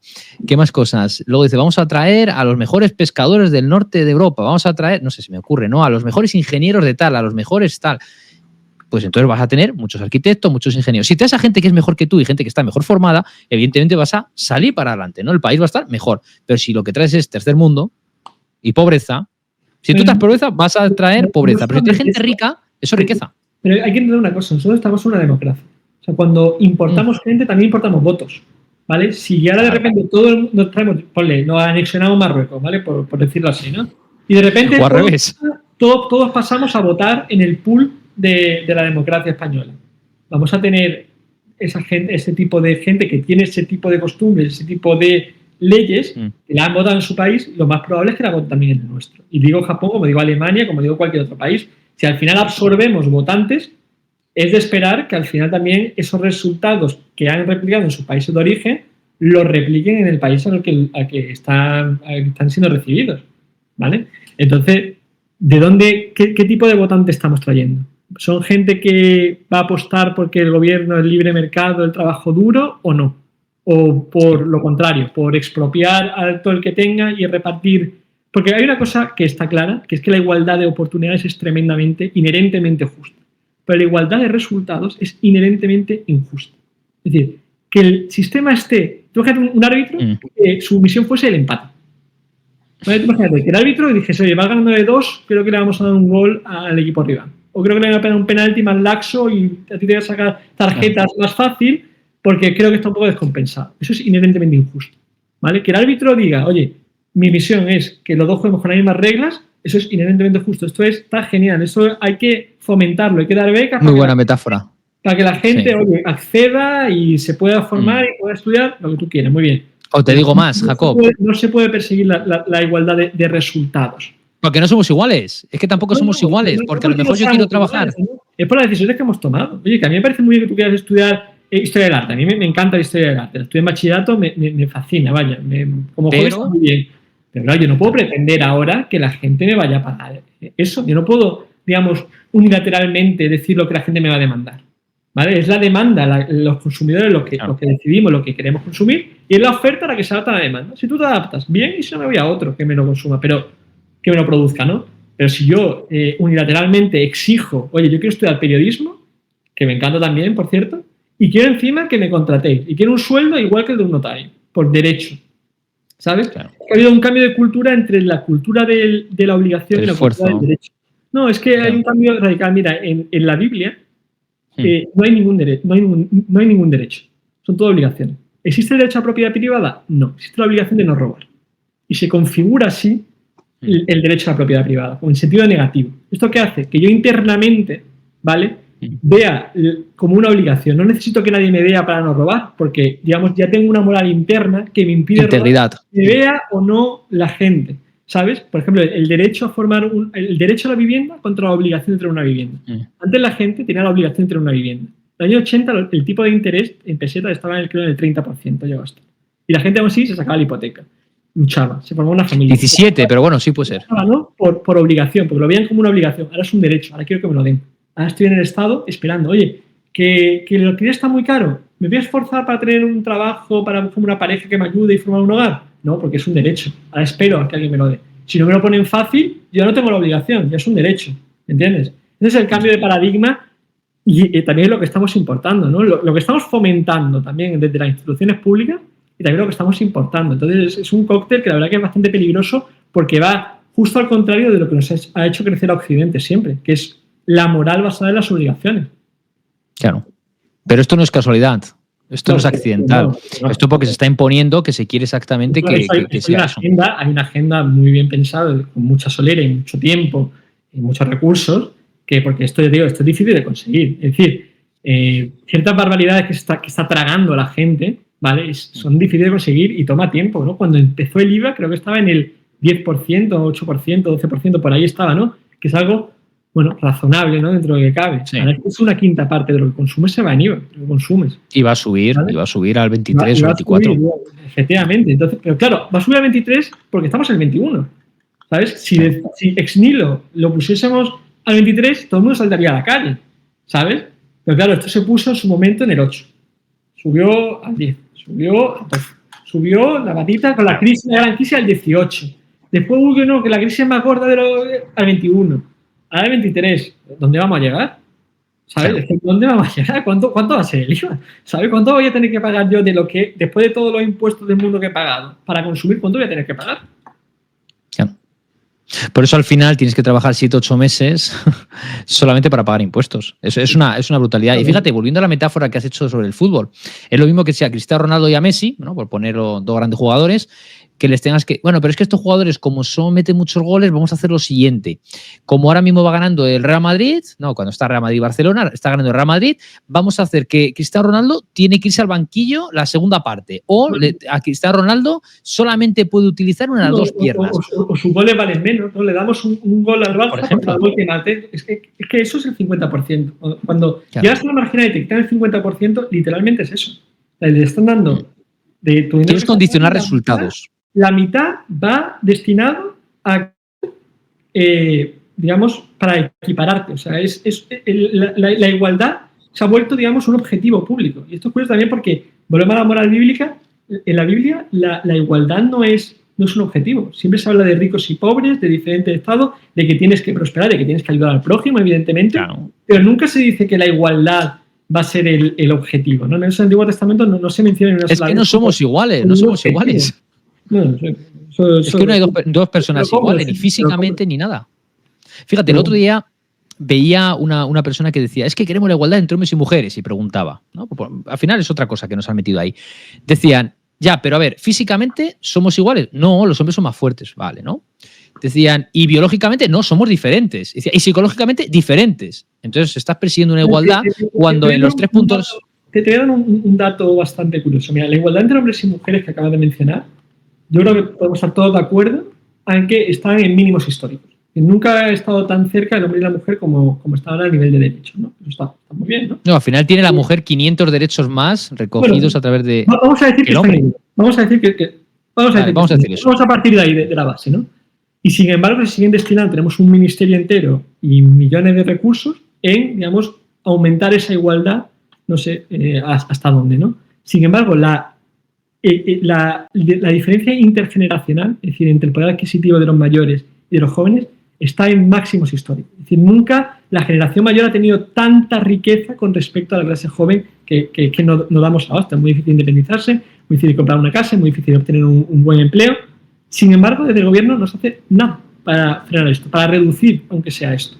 Absolutamente nada. No hay un ministerio, no está ni siquiera en el debate público, y se da como un hecho, y no hay que confundir la democracia con la dictadura de la mayoría. Es decir, la democracia está muy bien, pero no se puede volver una dictadura. Si todos votamos a favor de matar a alguien, por mucho que el 99% del país esté a favor, hay ciertos límites que no se deberían vulnerar. Y si la igualdad es un derecho reconocido en la Constitución, también debería ser entre jóvenes y mayores, pienso yo. Realmente también los mayores han tenido 40, 30 años más para crear patrimonio, ¿no? Crear patrimonio. Pero, al final hemos tenido...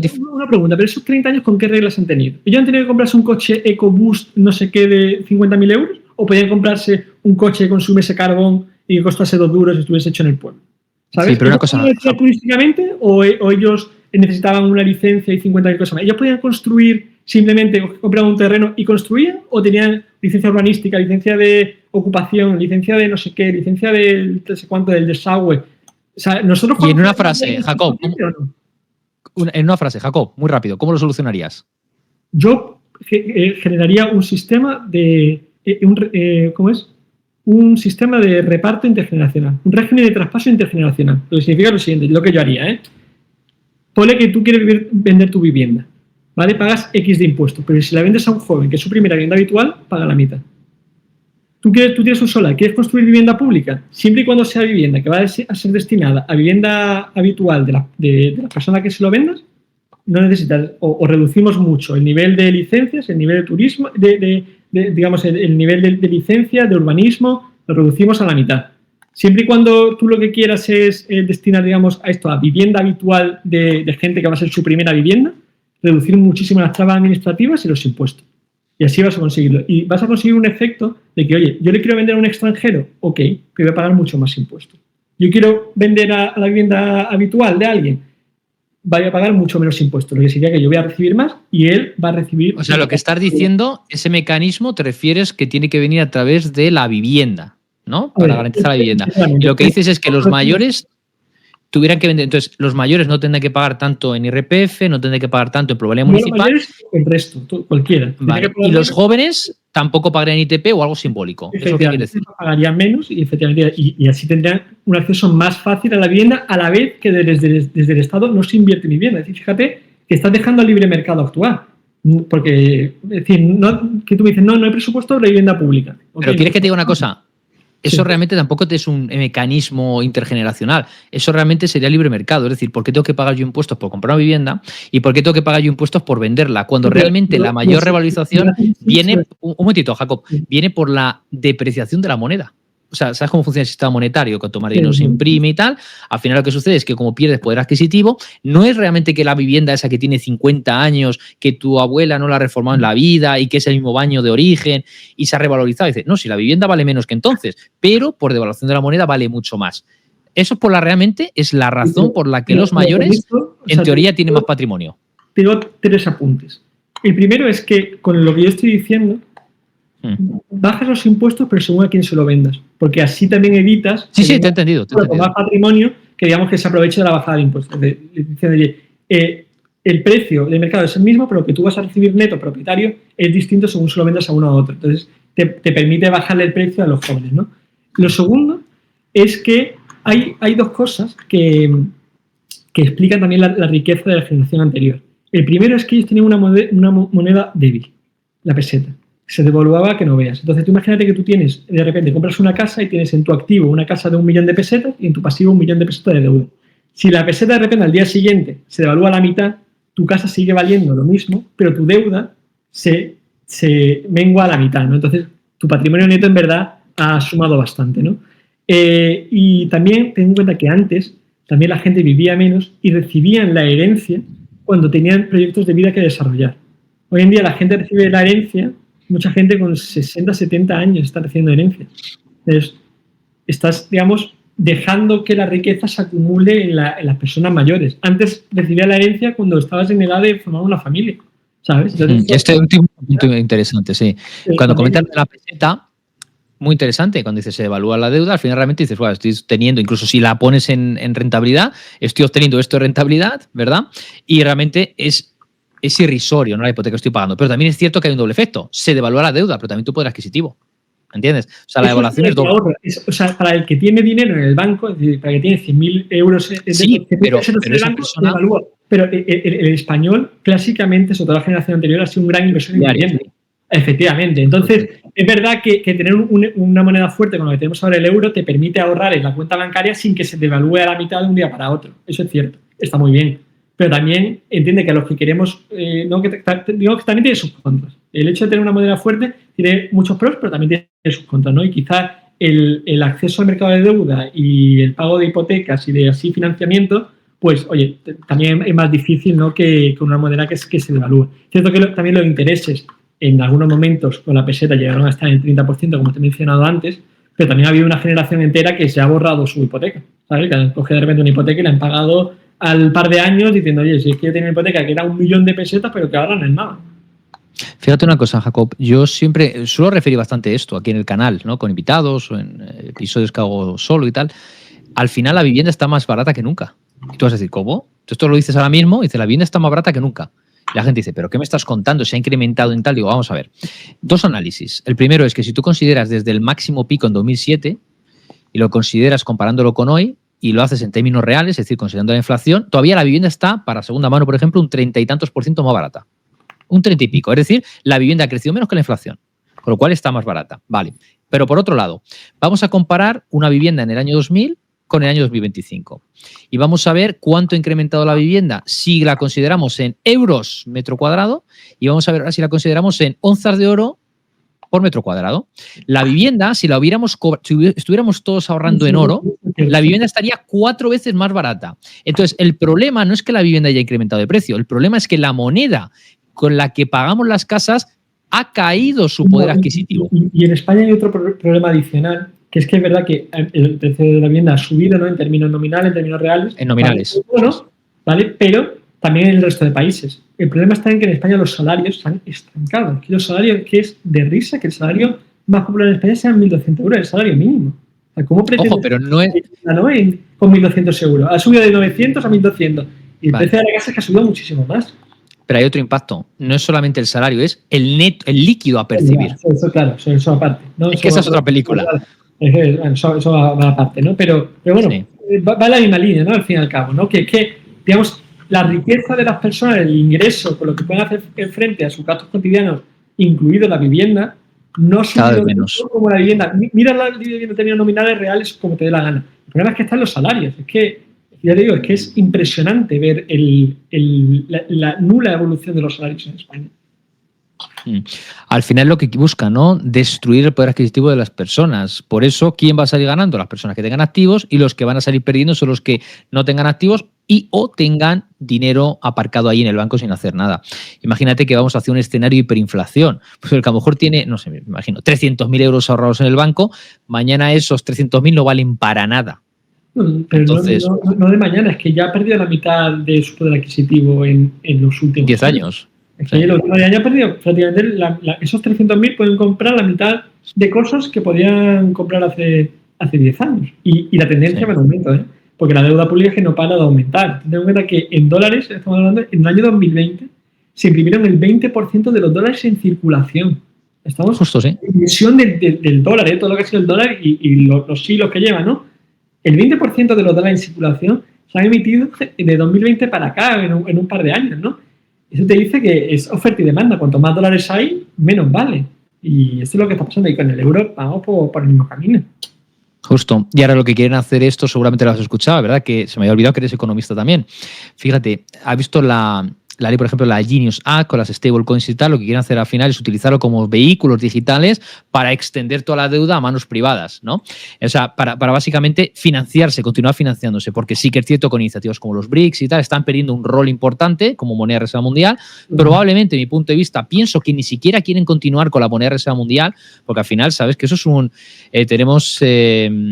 Tiene sus pros y sus contras como todo. Exactamente. El dilema de Triffin, no me salía el nombre. El dilema de Triffin al final es algo. A ver, al final lo que estás haciendo es lo que más exporta a los Estados Unidos, ¿qué es? Dinero. Inflación. Sí, pero al final es inflación lo que más.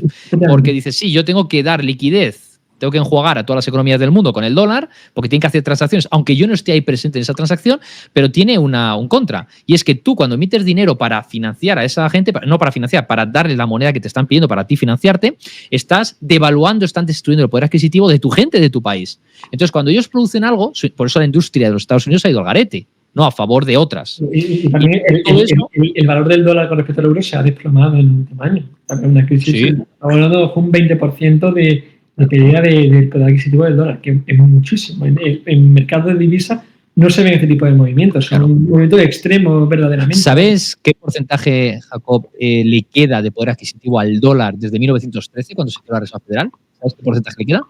Vi el gráfico, pero no me acuerdo exactamente del dato, pero era algo irrisorio, ¿no? ¿Cuánto es? Un 3%. Entonces, claro, cuando dicen... Claro. Eso no es una mierda. Entonces, claro, ¿qué dices? No, es que la vivienda, claro, la vivienda, claro, ¿quién se hace rico? Los que tienen patrimonio. Lo que yo no veo, bueno, has dicho un punto de vista que me parece interesante y no lo había escuchado todavía, ¿vale? No lo había escuchado todavía. Oye, un mecanismo en el que si tú vendes a estas personas, no pagas, ¿no? No pagas mucho menos. Entonces, se va a incentivar, oye, al final los anuncios van a ser, solamente vendo para personas entre tal y tal. Pero también con la construcción. En este momento también tenemos un problema de oferta. No se construye vivienda. No se destina dinero a vivienda de protección oficial. ¿No quieres dar dinero a eso? Lo respeto. Pero deja que el que quiere construir, construye. Es decir, tú tienes una parcela y quieres construir. Sin trabas. Para eso, para darle acceso a la vivienda a la gente. Está sin trabas. O sea, hago una declaración responsable. Yo me comprometo a construir para vivienda habitual. ¿Sabes el problema que yo veo, Jacob? Porque seguramente que tú también pienses que tiene más sentido vivienda pública para alquilar que para vender.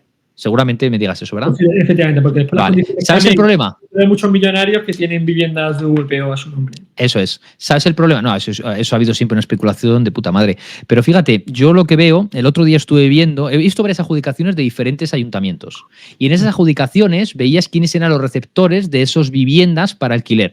Y todos, exactamente, y todos tenían una letra al principio y otra letra al final. Entonces dices, coño, estamos hablando de construir vivienda pública para las personas que vienen, que son vulnerables. Dice, pero vamos a ver, vamos a dejar de traer vulnerables, vamos a traer gente que...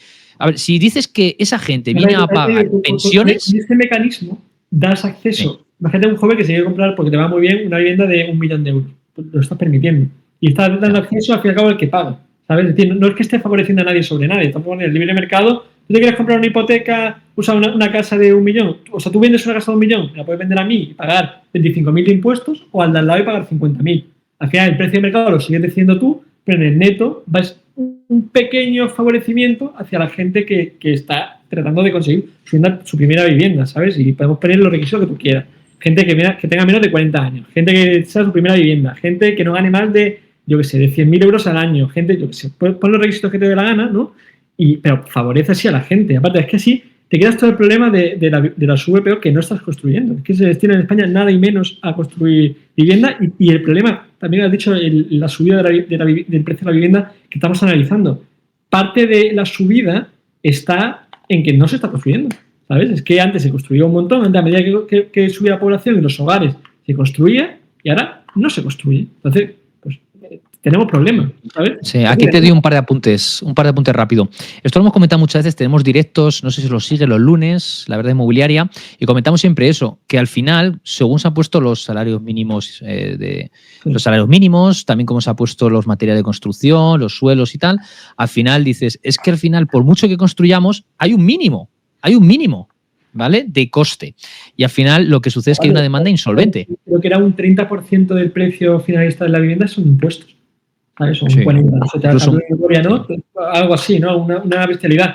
Que si lo que quieres es fomentar la VPO, pues o construir una VPO y pagar tú el 100%, el Estado no pagar el 100%, o renunciar al 15, al 20% y facilitar a la gente que va a entrar en régimen de VPO. Es decir, que ellos hagan una declaración responsable, quien entre, y que se autodeclaren una VPO. ¿Sabes qué, Jacob?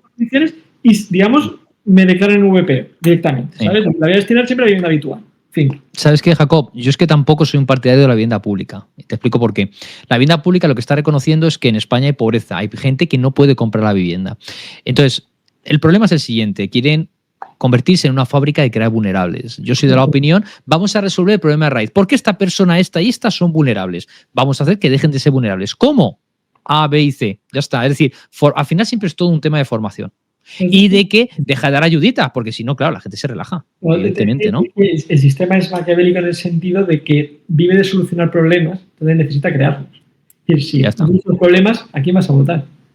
Claro, problema, reacción, solución. El PSOE la lógica suya es, oye, limitamos la actividad económica con subida de impuestos, con no vivienda turística, no sé qué. ¿Qué generamos? Pobreza.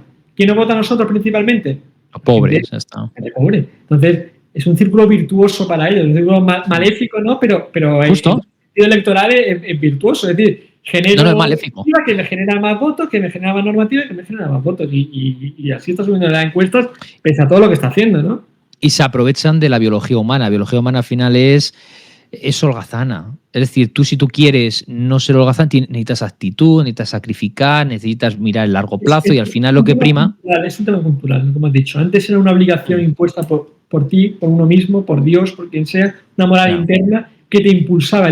No era el derecho al trabajo. Antes no había derecho al trabajo. Antes había obligación. Es muy distinto. Ahora hay derecho a trabajar de lo mío, a estudiar lo que me gusta. Cágate. A estudiar lo que me gusta. Tengo derecho a eso y que me paguen la beca por estudiar lo que me gusta y que después cuando no encuentre trabajo, porque de eso no hay trabajo, que me den un paro, que me den un subsidio por yo haber estudiado lo que me gusta. Es que mira el cambio de mentalidad que ha habido en Occidente en estos últimos años. Antes era la obligación, que tú trabajas de lo que sea, de panadero, de lo alto de un andamio, donde fuese, y era tu obligación. ¿Que no encontrabas trabajo de lo tuyo? Te fastidiabas, tenías la obligación de tuya, sin que nadie te la impusiera, de formar una familia y de proveer y de conseguir un trabajo, de lo que sea, de buscarte la bichura, por así decirlo. Y eso se ha perdido completamente y vamos a más. Es decir, cada vez se fomenta más el funcionariado, lo estable, cero riesgo, no quiero comerme la cabeza, no aspiro tampoco a grandes cosas. Ahora el sueño español es comprarse una vivienda. Antes te comprabas otra de vacaciones y un garaje y un trastero para invertir, ¿sabes? Y otra te la dejabas pagándose para tus hijos, ¿sabes? A esto es que ya ni lo olemos, por así decirlo. Y es algo gradual, todo cultural, como te digo, porque al final la gente quiere prosperar con mucho esfuerzo, ¿no? Y con muchas trabas, ¿no? Pero al final hacer esfuerzo, ¿no? Y poco a poco lo va consiguiendo. Pero claro, se está perdiendo, es que cada vez somos menos en el barco. No, 100%. ¿no? 100%.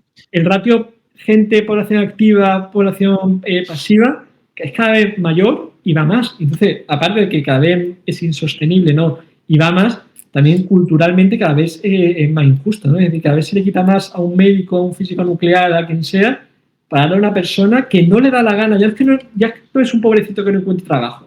Es una persona que o no le da la gana de trabajar, o no busca trabajo activamente, o no estudia algo que haya demanda. Es decir, una persona que no está dispuesta a aportar a la sociedad. Claro.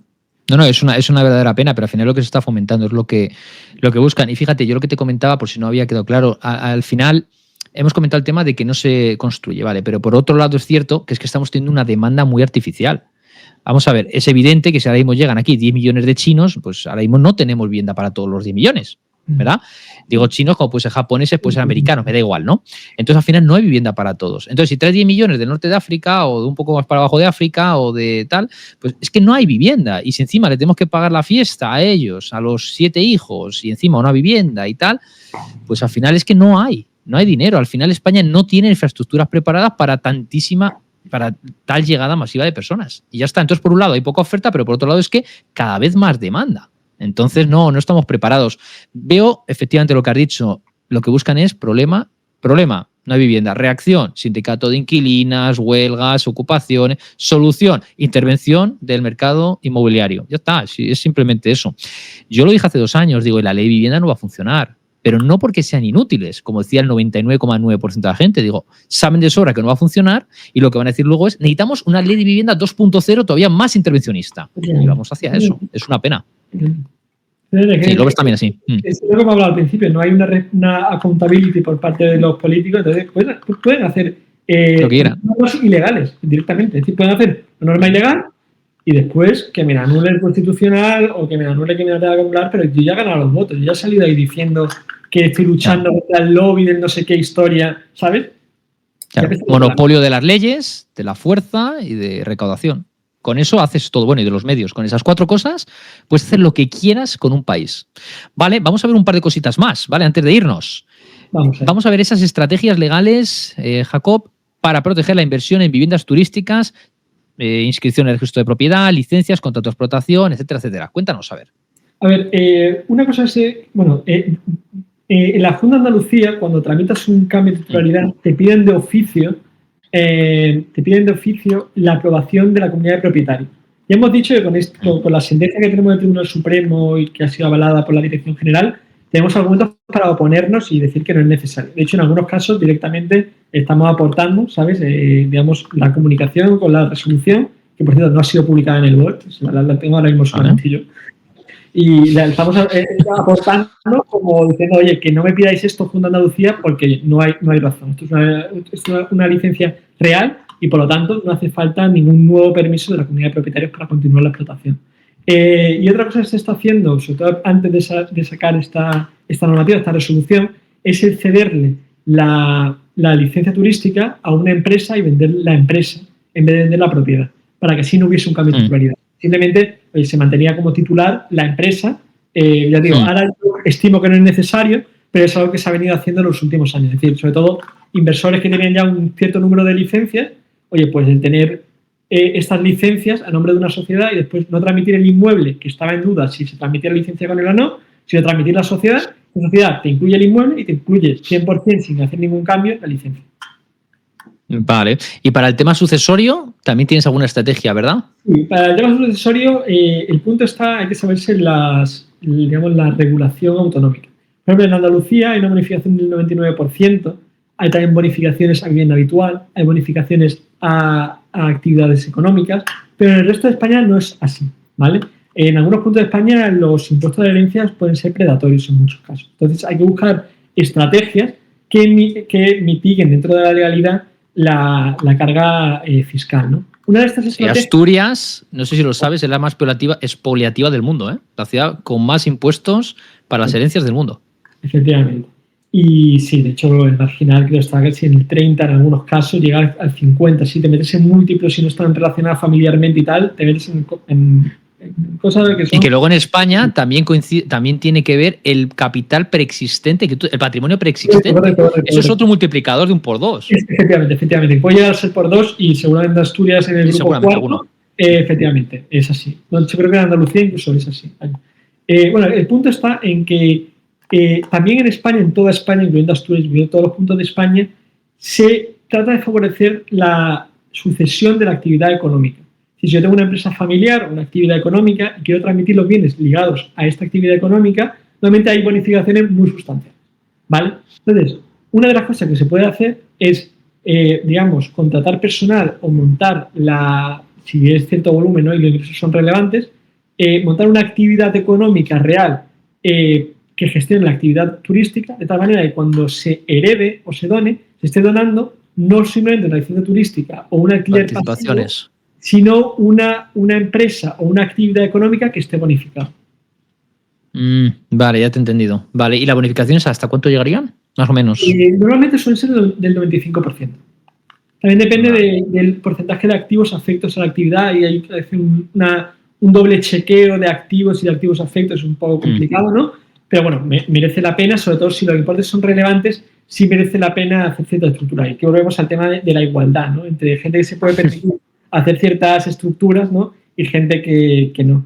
Les digo, los grandes patrimonios siempre tienen esa ventaja. Vale, vamos entonces con la última ya de las preguntas, ¿vale, Jacob? Por cierto, lo digo para la audiencia también, ¿no? Es Jacob, todo el tiempo, cada vez que digo tu nombre, me tengo que esforzar para no decir Jacob ni Jacobo, ¿vale? Digo que es Jacob, ¿vale? Que esto es la pronunciación de tu nombre.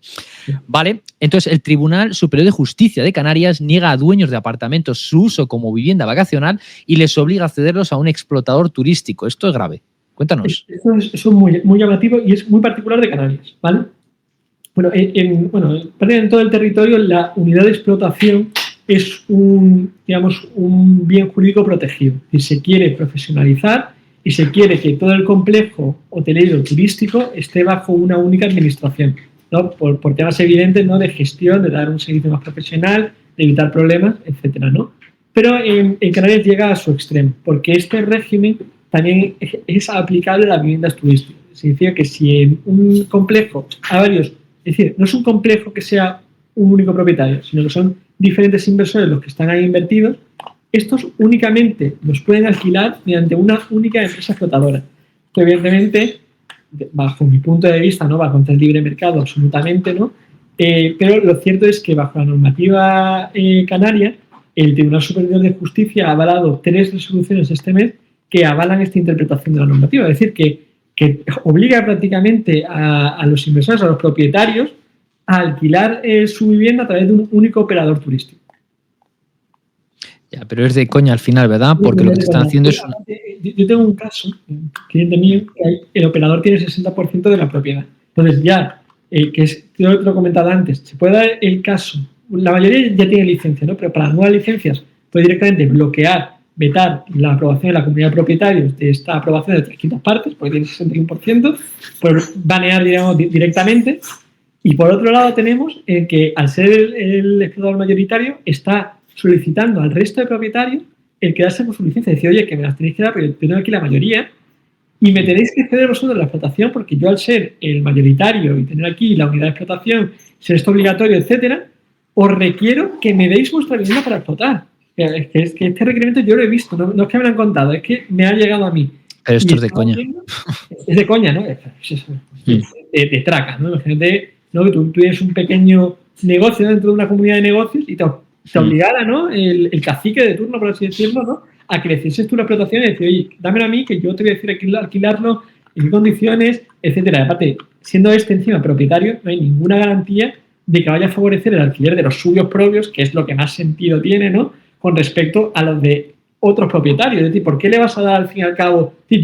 Imagínate, ¿no? Se puede dar la paradoja de que este ponga los precios de Airbnb de los suyos a 100 euros y de los otros propietarios a 2.000. Tú imagínate el caso, ¿no? Entonces, ¿y ahora qué? Claro.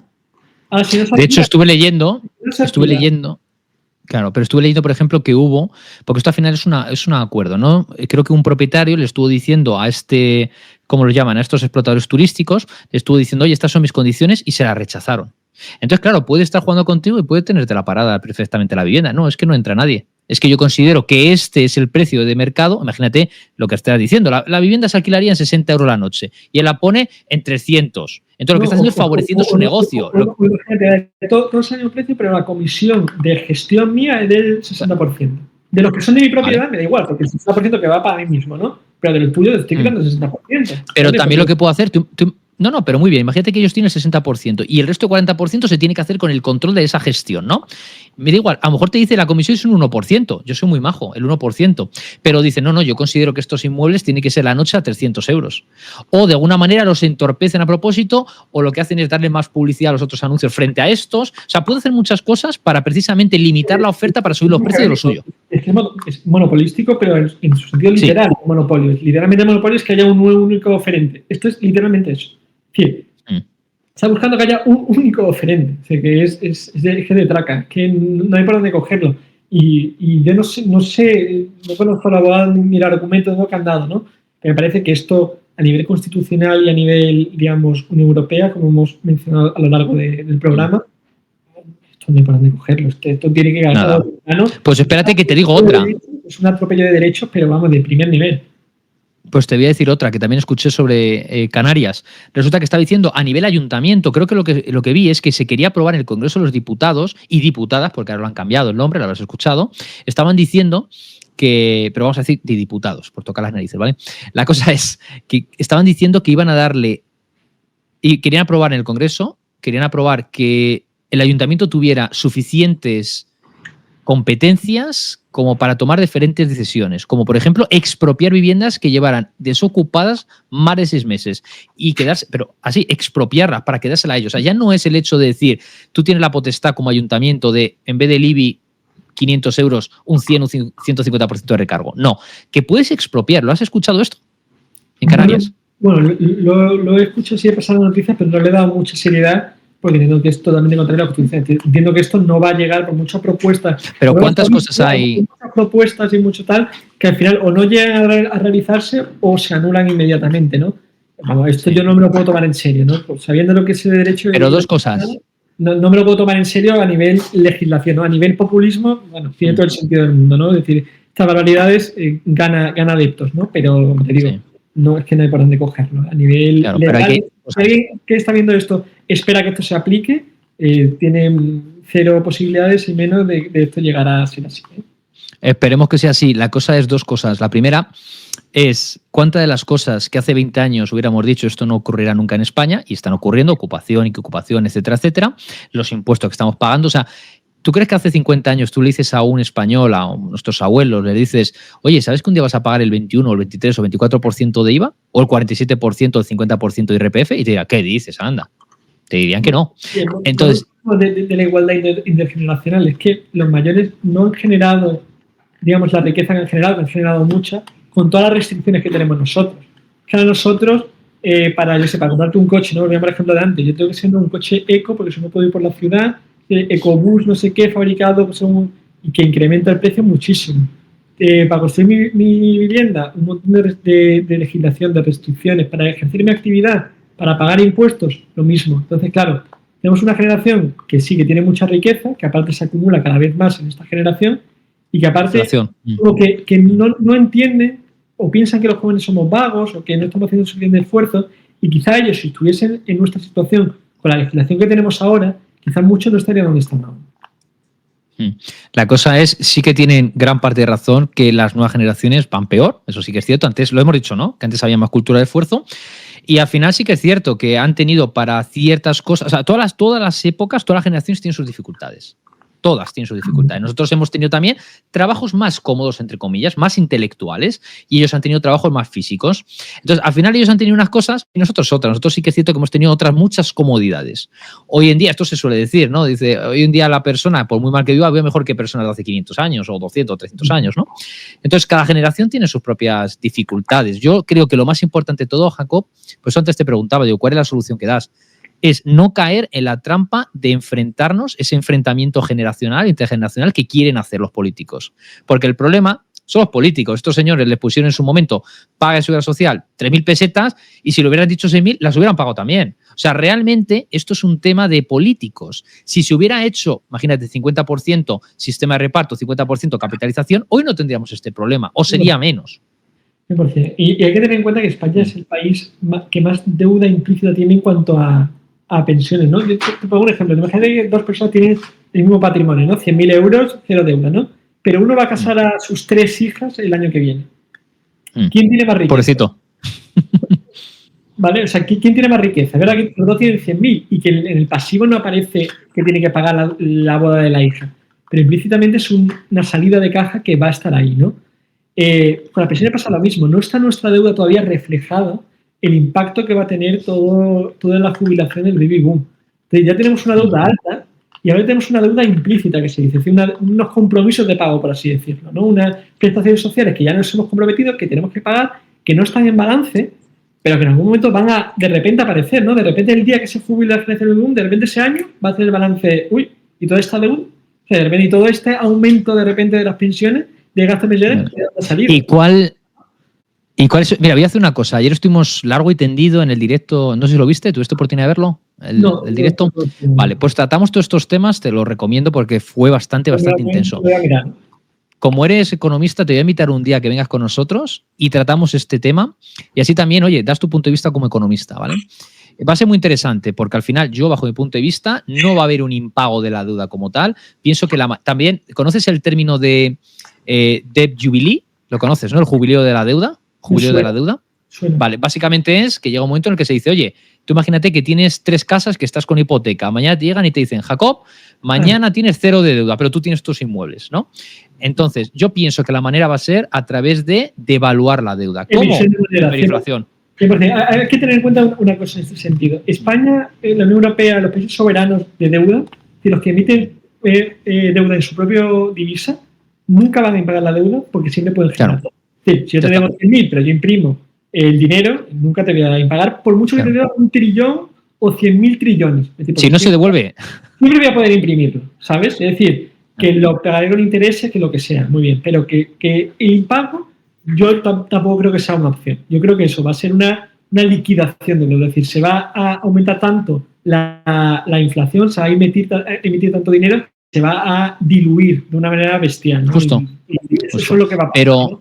Pero eso llega intrínseco a 2 cosas. Una, las personas que tenemos activos van a subir de precio y entonces vas a ser más rico. Y 2, la gente que no tenga activos no van a comprar activos en su vida. Y ya está. Nunca van a poder comprar una vivienda. La mejor inversión que yo estoy buscando ahora mismo es conseguir una hipoteca a tipo fijo.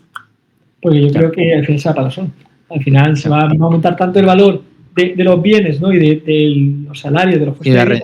No por mérito de los políticos, sino por desmérito, por imprimir tanta inflación, que es que, de hecho, ya digo, volviendo a lo que hemos hablado antes, ya pasó con la peseta. Llegó mucha gente que tenía deuda en pesetas e inmuebles y que de repente su deuda en pesetas prácticamente se liquidó, ¿no? También ha pasado con gente, yo tengo amigos en Venezuela que han visto que sus deudas en bolívares han desaparecido, que ya no tienen... No, que eran ridículas, irrisorias. Ha desplomado el valor y de repente con el salario de un día en Estados Unidos pagas la hipoteca 10 veces, ¿sabes? Esto es lo que va a pasar también, yo creo que en España, ¿no? Hay que dar gracias a Dios que al menos España no es una república bananera 100% a día de hoy, gracias a que no tenemos precisamente la soberanía de divisa.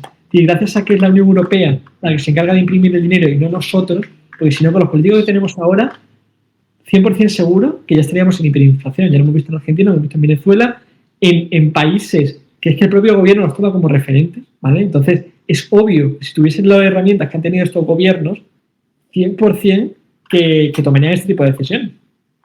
Yo fíjate que pienso que el tema que acabo de comentar, el Banco Central Europeo, tengo otro punto de vista.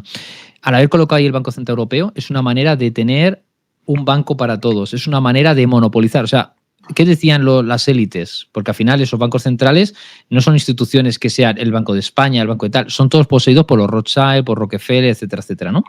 Decían, no me acuerdo al final quién fue, dice, dame la capacidad para generar dinero y me da igual quién sea el gobernante. Me da igual que sea de izquierda, de derecha, de centro, lo que sea. Porque al final te pueden condicionar toda tu vida a través de la emisión de deuda, ¿no? A través de la emisión de dinero. Y al final, si tuviéramos nosotros la capacidad, si es que realmente quien tendría que tener la capacidad de generar dinero es el gobierno, no un banco. Porque al final lo que sucedió con la Reserva Federal es, se les dio... Pero ¿eso lo conoces? En este caso, ten en cuenta que los gobiernos, sobre todo el de España, si tuviese imprimir dinero, es que ya estaríamos arruinados, ¿sabes? Entonces, gracias a Dios que tenemos el Banco Central Europeo, que es algo más serio. ¿Me entiendes? ¿Entiendes lo que te digo? Que tú dices, tiene sus contras, tú dices, tiene muchas contras, te las compro, pero es que estaremos como Venezuela, ¿sabes? Y en eso estoy 100% seguro que no quiero llegar a eso, ¿sabes? Si hubiera que tiene muchos fallos el Banco Central Europeo, 100%, estoy contigo de acuerdo en la mayoría de cosas, ¿no? Pero oye, que menos mal que no está Sánchez al frente del Banco Central Europeo. Y que si fuese aquí, como ha parasitado todas las instituciones, la Fiscalía, Radio Televisión Española, Correos, etcétera, se ha hecho todo eso, ¿qué no hubiese hecho? Pues las subvenciones a instituciones como en Argentina. Yo lo que me refiero... deuda, imagínate.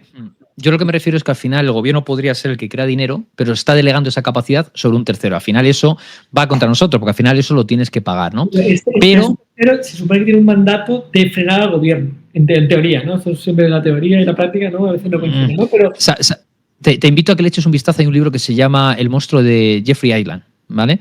Básicamente es cómo se consolidó, cómo se creó la Reserva Federal de los Estados Unidos en 1913. Básicamente fueron en Navidades, cuando no estaba la mayor parte de los diputados, la mayor parte de los senadores y tal, y lo crearon en ese momento. O sea, en ese momento se votó que le delegaban la capacidad a un banco privado, pero lo llaman Reserva Federal de los Estados Unidos, para que parezca que es algo público de todos los americanos. Igual lo hacen con el de Inglaterra. O sea, no dicen otro nombre, no dicen a lo mejor el Banco del Cocodrilo, que entonces evidentemente no es del país. Dice el Banco de Reino Unido, el Banco de Estados Unidos, ¿no? Entonces es todo un engaño al final, ¿vale? Por eso aquellos que quisieron revertir eso, es decir, que el gobierno tuviera la capacidad, se los cargaron. Acuérdate, hay 2 políticos por ahí que se los mataron porque se dieron cuenta del engaño y quisieron revertirlo. Pero bueno, ya hablaremos otro día sobre esto. Si te parece, lo vamos a dejar hoy por aquí, ¿vale? Así que simplemente agradecerte que ha sido un pedazo de debate. De hecho, teníamos varias preguntas y nos hemos metido en otros temas, o sea, genial. Simplemente decir, ¿cómo te puede encontrar la gente? ¿Cómo puedo contactar contigo? Jacob. Bueno, principalmente yo intento estar bastante activo en LinkedIn, en publicitar publicaciones cuando hay novedades legislativas, jurisprudencia, normativa, ¿no? Que puede ser de interés de la gente de este sector. Y también en licenciaturísticaandalucía.es y en registroventanillaunica.es, que es donde hacemos este trámite. También ayuda con el registro policial y con ayuda sobre todo ahora de cambio de titularidad, porque como hemos dicho, todavía no se ha publicado en el BOE la resolución de esta Dirección General de Tributo. Aparte que tengo yo el monopolio, por mucho que hemos hablado mal de los monopolios, bueno, ahora me toca a mí, ¿no? Hasta que lo publiquen en el BOE. Y bueno, estoy ayudando, ¿no?, a los propietarios a mantener la seguridad jurídica de su inversión. Genial. Vale, pues Jacob, nos vemos entonces en un próximo episodio. Y bueno, invito a toda la gente que está viendo este episodio que le da me gusta, que comparta y que dejen comentarios. Y Jacob también se pasará por los comentarios para resolver cualquier tipo de pregunta, cualquier cuestión, etcétera, ¿vale? Así que nos vemos a la próxima, Jacob. Un abrazo. Muchas gracias. Un placer. Un placer.